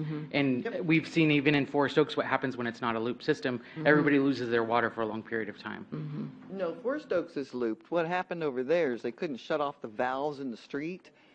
where they were at because they don't exercise their valves like we do. And so they had to go out farther and shut those valves off. And that's what encompassed the big area over there. All those are looped over there. The reason this one is not looped, it's right on the edge of our city limit line. We don't have a water line to connect to. He is the end of the line. So where we can, we loop every single one of them. But where you can't, you can't. And so what's at the end of his is a blow off and a fire hydrant so that we make sure that that water is still safe. I thought and I don't know if this would prevent the need for a backflow prevention device, but I thought it was still supposed to be looped to itself at the end. No. I'll be. Wow. Okay. You have another question, Mr. Yeah, Hefner, please. to tag on Go to what ahead. Mr. Stevens said, ultimately, all the water is still saws, right? So is there a reason? No. Not all the water. Is this Leon Valley water system? Valley water. Yes. Yeah. Okay, this particular property. Okay, all right, thank you. All right. So you were going to call the question, Mr. Yeah, I'll move to adopt. Hefner? I'll second. All right. We have a motion by Councilor Hefner and a second by Councilor Stevens to approve 10.4 as presented. Any further discussion? All those in favor say aye. Aye. Any opposed? The motion does carry. Moving then to 10.6, that's right, presentation, discussion, and possible action on updating the Leon Valley Public Library Policy, Article 3, Section 5, Collection Development Policy, potential problems and challenged materials. And we have Regina Reed, our library director, here this evening to present. Welcome and thank you for your patience. You've been sitting through, hours, and thank you so much. We really appreciate that. Mayor, I do have one comment before Yes. we move on with this Yes, agenda ma'am. item. And speaking with the attorney, after we reviewed the packet, number 2 on the list that you would be considered, you won't be considering that portion of the change because anybody can challenge a book. Okay. You can't just leave it You to can't the just Leon leave Valley it to Leon residents. Valley. Okay, very good. So But it's you'll just just be number 1 considering- that says it's going from the trustees to the council. Yes, ma'am. Okay, very good. And I will provide a little bit of background to that so you kind of understand the whole situation. When I developed this, it was after talking to several other library directors at TML. We were librarians. We do not have law degrees, so that was one of the issues we're having is, I'm sure all of you have seen in the news, there's book banning is at an all-time high. Public libraries aren't tracked the same way that school districts are, so I can't provide numbers on that, but I can tell you that several libraries, most libraries are having some kind of challenge or other. So we're hoping to streamline the process based on what's happening out there. Citizens and different groups and organizations are going to libraries or they're circumventing libraries completely and going to their councils. And we wanted to make sure that the process stayed within the community. The current policy, which you guys just adopted not too long ago, goes to the Library Board of Trustees, and then it ends with me making the final decision based on my experience as well as the Board of Trustees' recommendation. We're going to take me out of the loop, except for the Board of Trustees they would have a hearing just like we normally would in the past. They'll discuss and provide a recommendation. I will then bring that recommendation to council. It's become an issue that's kind of outside of the realm of my job. It's become political. It's become crazy. There's lawsuits. There's people getting fired. There's trustees or different boards are getting lawsuits. And so we're just trying to streamline the process before we have an issue so that it would go to the Board of Trustees and then directly to you. Okay, that sounds reasonable. Anyone else have a question, comment on this agenda item? Yes, Councilor Martinez. What is the issue? So it's anytime books are challenged. What do you mean? Somebody doesn't like the So name if someone of the book? disagrees with a book that we have in the library, they submit a formal request for reconsideration. Have it pulled? To have it removed from the library. Okay. So as of right now, with the current policy, the request for reconsideration gets filled out. I alert the person for when the next board meeting is scheduled. I then file it with the board and put it on the next available agenda that we have to be reviewed by the Library Board of Trustees. And then the Library Board of Trustees puts a recommendation to me, and then I make that final decision. what we're proposing to do is have it go from the Board of Trustees, and then I would bring it to you for the final decision. So, if I understand this, so if somebody objects, let's say you have a book on slavery, somebody's going to object to that and wants that book removed, but, that could have some historical value to people. And, we having that issue with, I'd say, slavery or a civil war. Look at people now don't even want to admit the Civil War was real. Right. Or So World War II was real, or the Nazis, or what happened to the Jews was real. That's why she's here. Yeah, that's why I'm here. We want to make sure that the decision stays within the community. I am not a member of the community, and so it would just go from the trustees to y'all for that final decision making. Challenges are happening over lots of different things. We have people, the purpose of the second one that we were looking at trying to do was we have people that are from different organizations who are going to library after library, not their hometowns.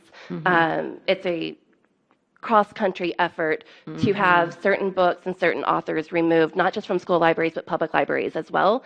And so they get a library card with you, and then when they have the library card, they submit the challenge, and then that challenge has to be reviewed.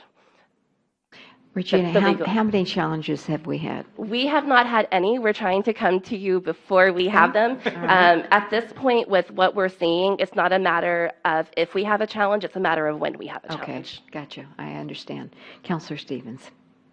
Yeah, so I'm very appreciative that you brought this to us. I think that's definitely the smartest way to deal with this, because ultimately if the person that has the challenged material is unhappy with the resolution in the end, they can take it up at the ballot box. And so I think that's like the ultimate, that's the best way. That does bring me to another point, which is it seems like if the Library Board of Trustees is having these type of hearings, now it may not be as big of a deal since the council has the ultimate, but in the previously, you definitely want that type of meeting to be an open meeting that's publicly posted, that's following all the laws of the land. I still think we're going to regret that one. But that being said, I'm very happy that we have this. I've heard a concern from one of, I don't want to single out one of the Library Board of Trustee members, but and this might have been before your time, like years ago, but that a lot of books had like just gone away from the shelves, and that we don't really have like a whole, like an exhaustive list of those books. Like, it's not that the books are gone necessarily, it's that we haven't tracked which books are gone. I don't know if you're aware of that, or if you have a list, or... We don't have a current list, and it's really hard for us to determine what actually got misplaced by someone, because that is one way that people circumvent the system, is they will check out a book and not return it. And that, that happens everywhere. But whether or not that was a deliberate action, right, or an honest, or a lost book, we can't make that determination.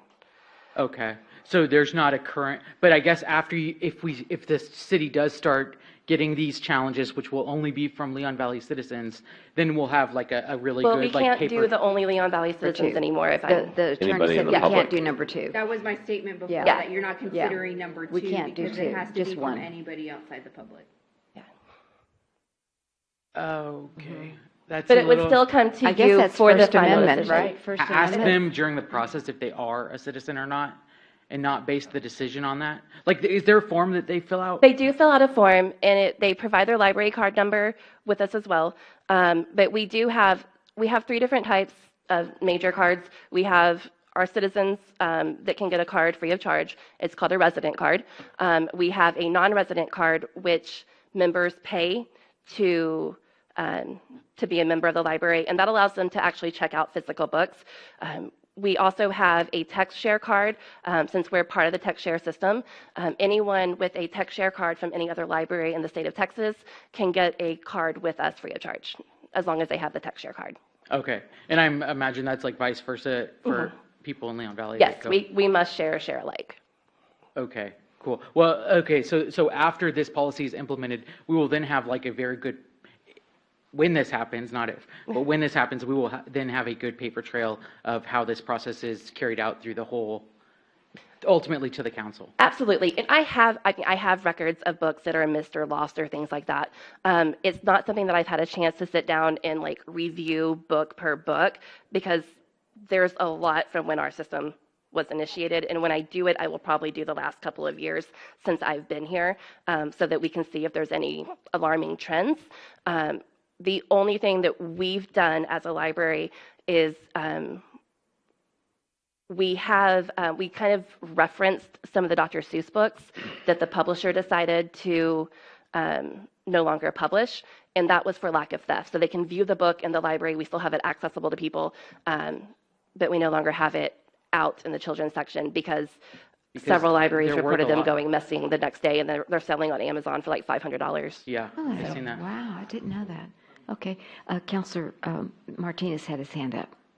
What I'll get back to you. if somebody checks out a controversial book and doesn't ever return it? Do you charge them? We do. Anyone that loses a book, we charge a fee for. We charge the replacement cost plus a $2 processing fee. Plus a $50? $2. Oh, Two. I was going to say, but do they that's very pay? cheap. But do they pay? You know, that's the key. Council, is that it, Counselor Hefner? Yeah, so I think that the point is well taken that this has become a political issue, fortunately or unfortunately, right? I think it's wise for you, because of what's happening in other places in the country, to insulate yourself from such decisions as a non-elected staff member, right? So putting it in our hands, I think, is important. That said, just while you were speaking, I pulled up a list of the most commonly banned books, and I was really surprised. In historically, some of the most commonly banned books are some of, honestly, my favorites, and ones that were formative in my education and my upbringing. To Kill a Mockingbird by Harper Lee, Catcher in the Rye, Grapes of Wrath, 1984, Slaughterhouse-Five, Lord of the Flies. Like, these are books that are classics. Yeah. In modern day, the most commonly challenged books are typically books around LGBTQ, other topics in that space. And so whether you agree or not with the content of a book, in my opinion, it is wholly un-American to ban books, right? Like, the idea that we have in this country is that we can have the open and thoughtful sharing of ideas. And if you choose not to read a book, that's your right. As public officials, as government entities, we should be very cautious about banning books. That's my personal opinion. But I was just absolutely blown away when I looked at that list of books that are banned. And I know my wife's cousin, distant, I guess, relation, is also a librarian in Indiana. And I know that they actually highlight in centerpiece banned books. So Banned Book Week is every September. There you go. And so the idea that books can be challenged, great. You can certainly challenge those things. I would encourage that following this policy adoption, and I would make a motion that we adopt the policy, following this policy adoption, I would encourage anyone on this council and anyone on any future council to strongly consider before banning any book. I'll second the motion. All right, we have a motion by Counselor Hefner and a second by Counselor Bradshaw to approve 10.6 as presented with the deletion of recommendation number 2. Any further discussion? Yes, I just sir. want to echo the sentiment that thank you for bringing this to the attention of the council, I'm surprised, Mr. Martinez, you haven't heard of all the efforts to ban books. I've heard a lot, of this them, going around, definitely. and the Dr. Seuss stuff, they stopped publishing, and yeah, there were thousands, some of these, and why didn't I get to the library soon? Yeah, I Right. love that. What is it? The Battle Book. I mean, that's what. Oh, with Dr. Seuss, that's a great book. Anyway, all those in favor say aye. Aye. Aye. Any opposed? The motion does carry. Thank you, Regina, for your Regina, efforts. thank Really you for being appreciate it. proactive on this. Yes, thank you. All right, number 11, citizens to be heard. We have our diehards here in the chambers. Thank you. That'll stay to the bitter end, keeping us company. Do appreciate it. All right, Miss Chasen, come on up. Tina Chase in Forest Oaks. I just want to say, I don't know where everybody's been, but librarians are being jailed all across this country. Jailed? Jailed. Oh, I didn't know In that. certain states, they have Wow. jailed them. So this Whoa. is something that you should take into consideration with everything that's going on. Oh, my goodness. Wow. Okay.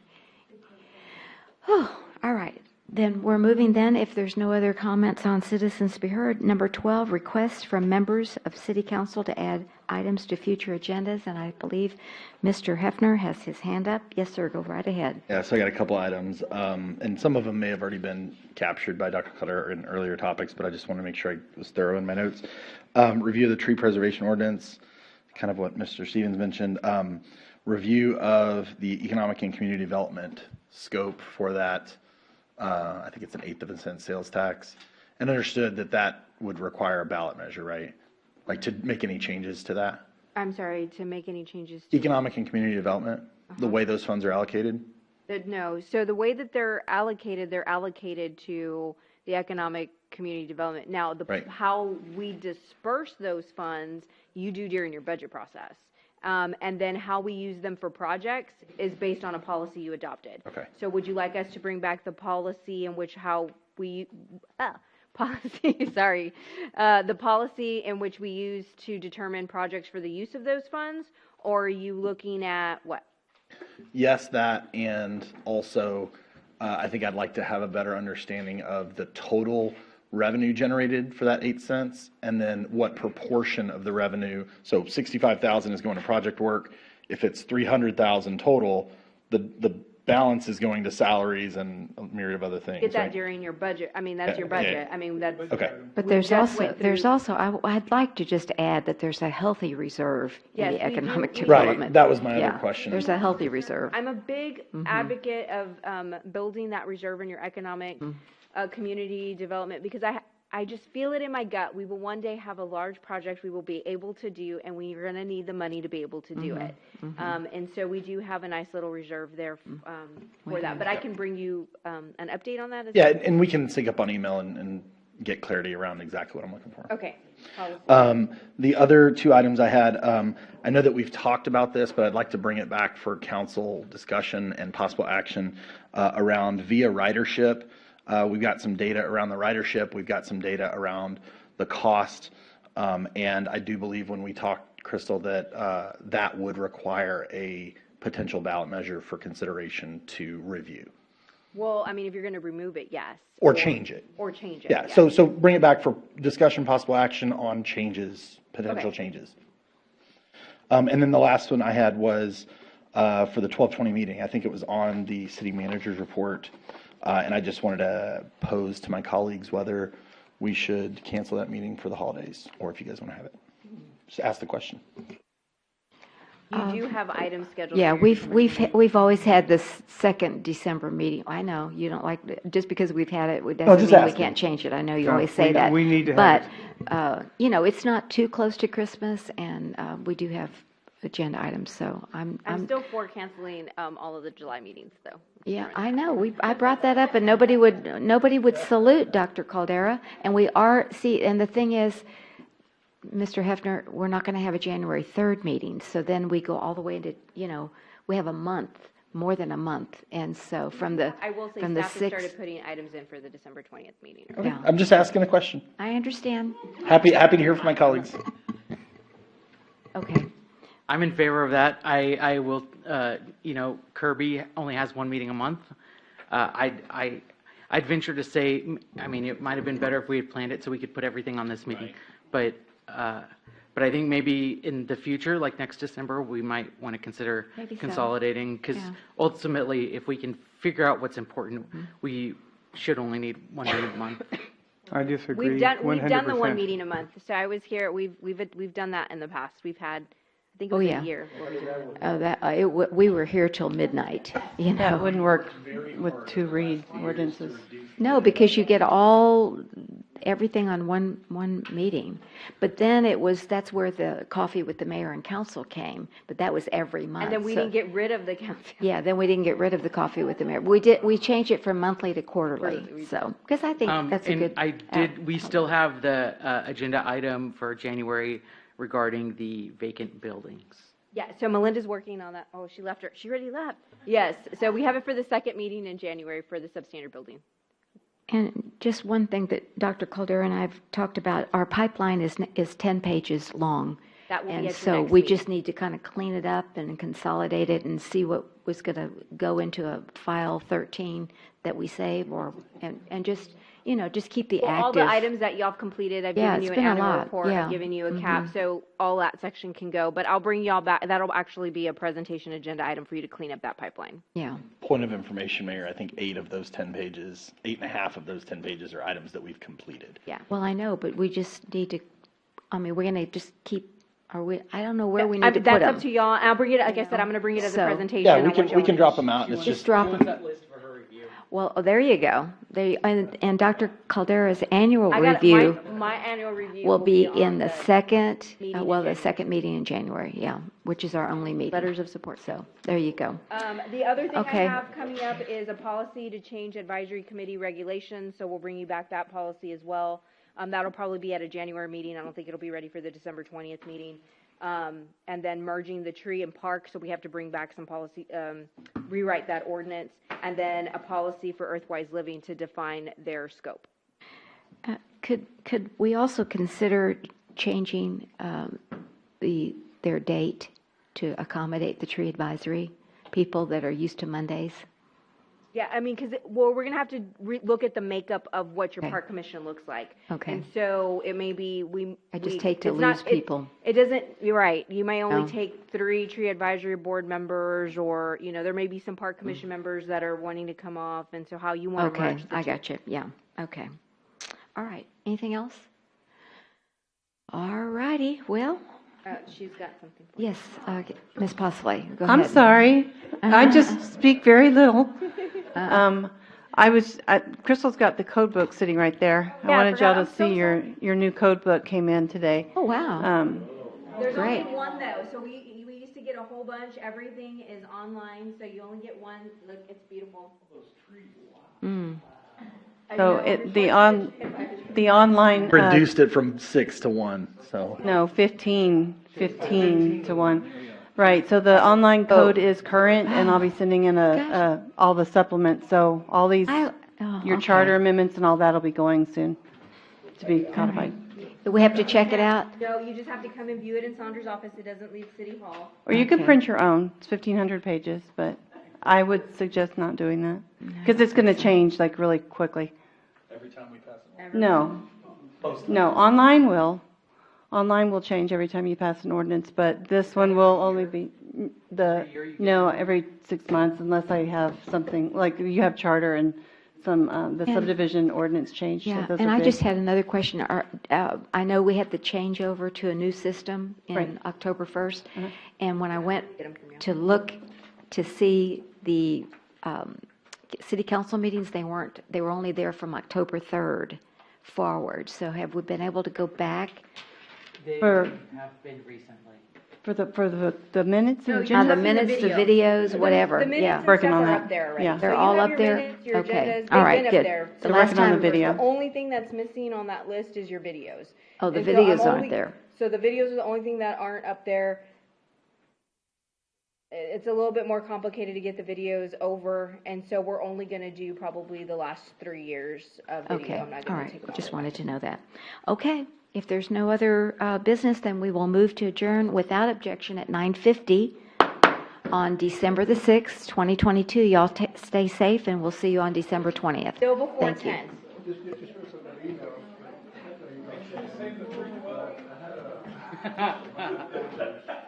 Oh, you're not getting those back. You got to recreate them. Oh. So here's, Okay. Oh, cool. Good deal. Sweet, so that means I can probably set it up on my other one. We're leading forever, right? Does he have, Or can you maybe with the new? Gotcha. No, I can ask Eric. He was able to do mine because I had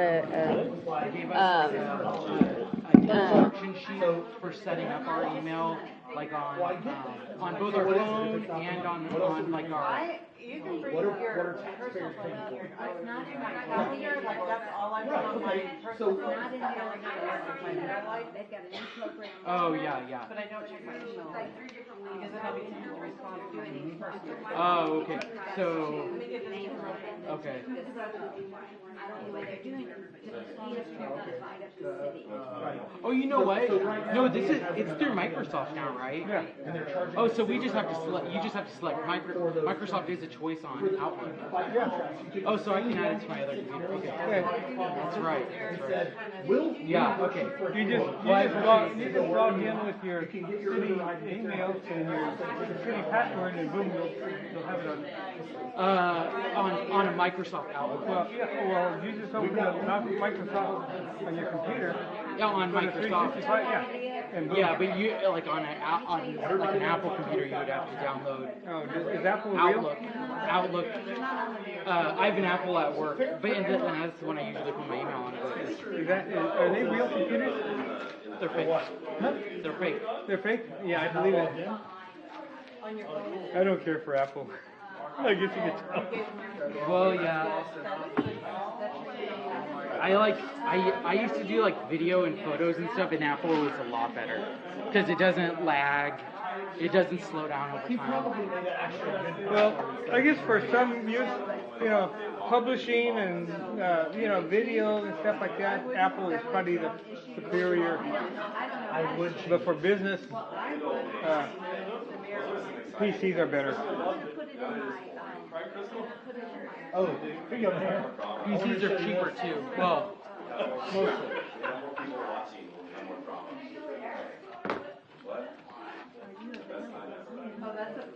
It's a fake email. Yeah, we get a lot of Yeah.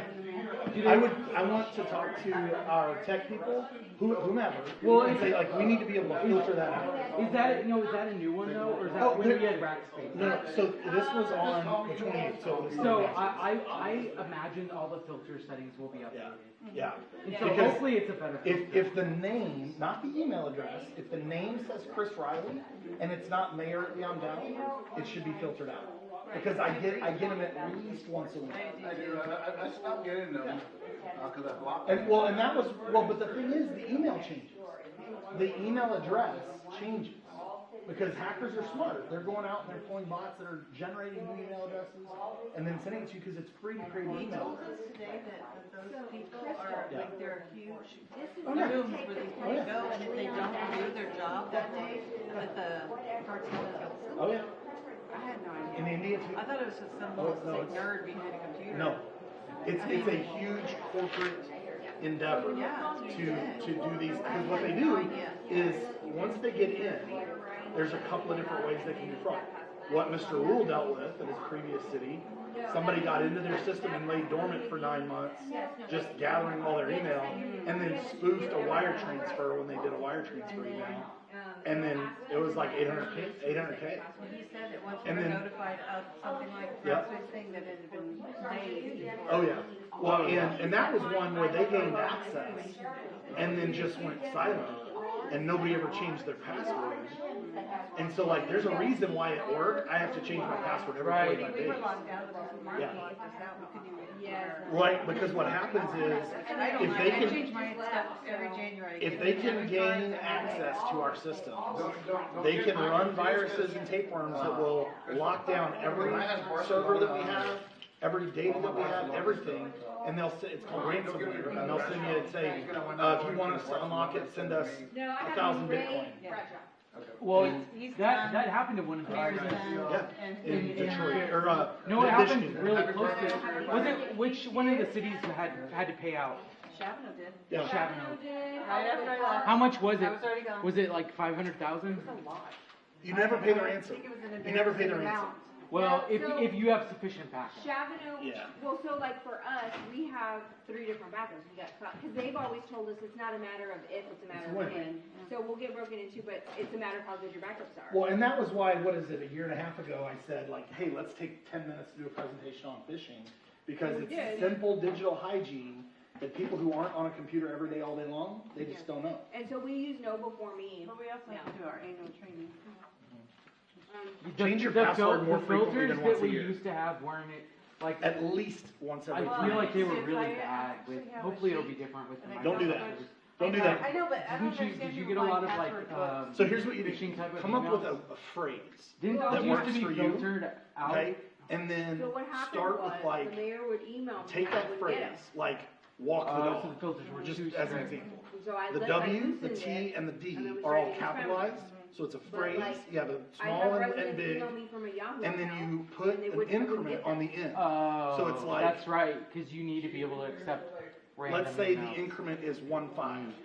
You And would so- go 1.5, Hilda Gomez and then the yelled at special me for character that 30 minutes associates about to how that. she emailed me three Right, so times. now you've got And I'm big, like, multiple Hilda, big I characters, multiple little characters, multiple numbers, multiple specials, and it's a very secure password. And you don't change that? That's the increment. You might always keep walk the dog. How do you, what do you mean the increment? Okay, so Do you have to hit? let's say you change it every month, right? And you start in month 1. In month 1, it's 01, and a special character for 01. In month 2, it's 02, 03, 04. So you keep walk the dog. That's your password, but you increment it with that special and number, so that whatever your increment is, so you could start your increment at 47, and then every month change your password. Now it's 48. Now it's 49. Yeah. Or what's even better is there are password managers. Yeah. So like LastPass or OnePass. It's far better than trying to remember. Well, that's So why I forgot to sign someplace. I have. One of them she did sign, because I have to. Oh, you have to change it, that's right. You Okay. can probably, I'll be here. I think it was that's the. Yeah, that's what we needed to add. So I'm not allowed to use a password manager for my work stuff, but for like all my banking, all my social media, I use a password manager because like I don't actually have to know the password. It'll system generate a random password, so that's much more secure. I keep my master password, and it will manage passwords across all my accounts, across all my devices. And so like I've got multiple laptops, multiple phones. Like it makes a huge difference. And then like I never actually have to remember the password. I just use the password manager, and I say, oh, I'm going to log into Chase Bank. Password manager, go, and it's seamless. And you can even, if you use it on your phone, you can use the biometrics to unlock it instead of having to remember the master Well, I password. use my biometrics on all of my stuff on my phone. Yeah. I mean, I don't pay everything online. Yeah. But it's, I would But have if you don't change your passwords, it takes one time of especially if you have the same password for a lot of things. Some people do that. That's really dangerous. The nice thing about a password manager is you have the password manager, you have the master key, but then the password manager has different passwords for all your sites. Yeah, it's definitely. That's my Christmas break. That is probably the #1 digital hygiene thing that people can do that would dramatically cut down on hackers. Also, the #1 most common password? Password. I know, it's what my computer one was. You need to create Don't do that. Or password 1, 2, 3, 4. Or your birthday, like Counselor Roscoe did. Yeah, don't do that. Yeah, thank you. Oh, thank you to Abigail. You said Abigail made the cookies? Yeah. It's Nestle Toll House, right? She made it from scratch. It was probably chips, chopped chips. It reminded me of the Friends episode when Phoebe's, the fancy Nestle Toll House. Yeah. Thank you.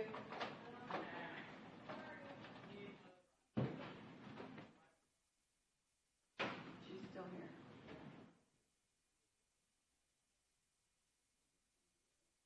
I just plugged in.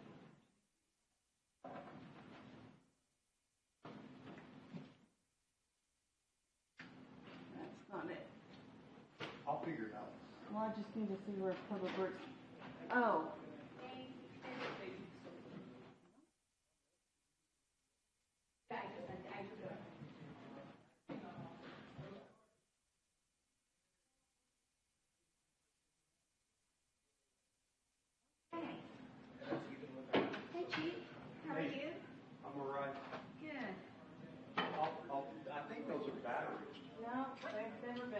have a cord, but they. I don't public see a works- cord. Oh, it's a court, we did it. I know, where'd they put it? Oh, it's behind the bow, he said, just unplug it from behind the bow. Okay.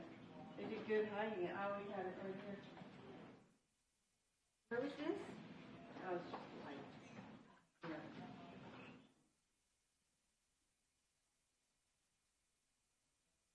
Dial it out, I didn't want it to get jacked Oh, up, but I'll put it on top of this. Oh, okay, that'd be great. Oh, I you just haven't, didn't. you did see the citizens we heard, right? I assumed you didn't want to read it. No, I can't read it. It's according to our. Well, no, it says at council discretion. But I'm not gonna, if I I start didn't know. reading I one, just- I've gotta read them all. I'm not I going just wanted to to. make sure you saw it. And all I would like for, I asked Crystal, is to make Yeah, sure I that that person knows that it'll just be part of the record. Okay. If I we just- don't read it. I just respond, because that one came in 2 or 3 weeks ago. Yeah, I'm just, like I said, if I open up the door and read one, then, and unless it's related to an agenda item topic, then. Okay. I saw that, and Jed Hefner had asked me, aren't you gonna read it, Mayor? And I'm like, no, I'm not. Yeah, he was wanting to know. Is that it? Okay, Crystal, I'll talk to you, well, I'll talk to you, yeah, Thursday. Tomorrow I'm all tied up with Grace. Thursday at 10 a.m. Yeah, okey dokey, thanks. I'll let you know, Zoom or in person, depends upon my schedule, thanks. Appreciate it. Have a good one. Good night, Sandra. Good night. Okay.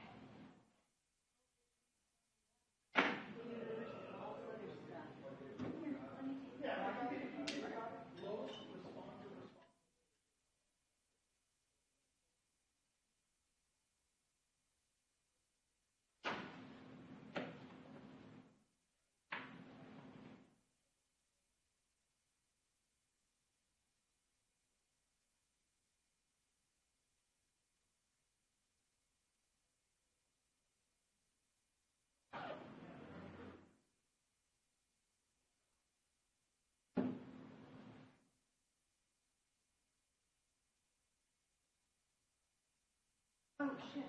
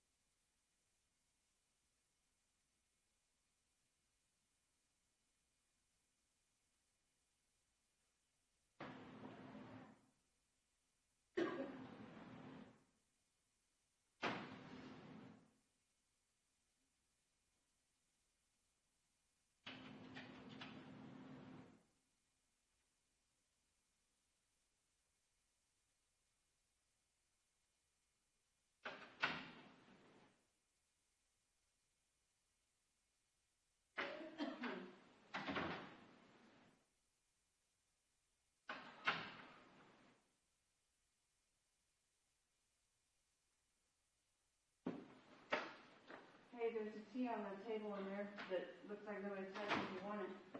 I don't know if it's sweet or unsweet.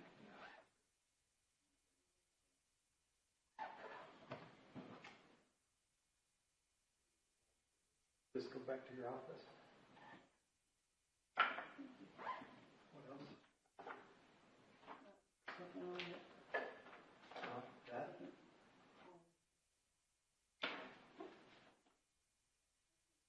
Cookies.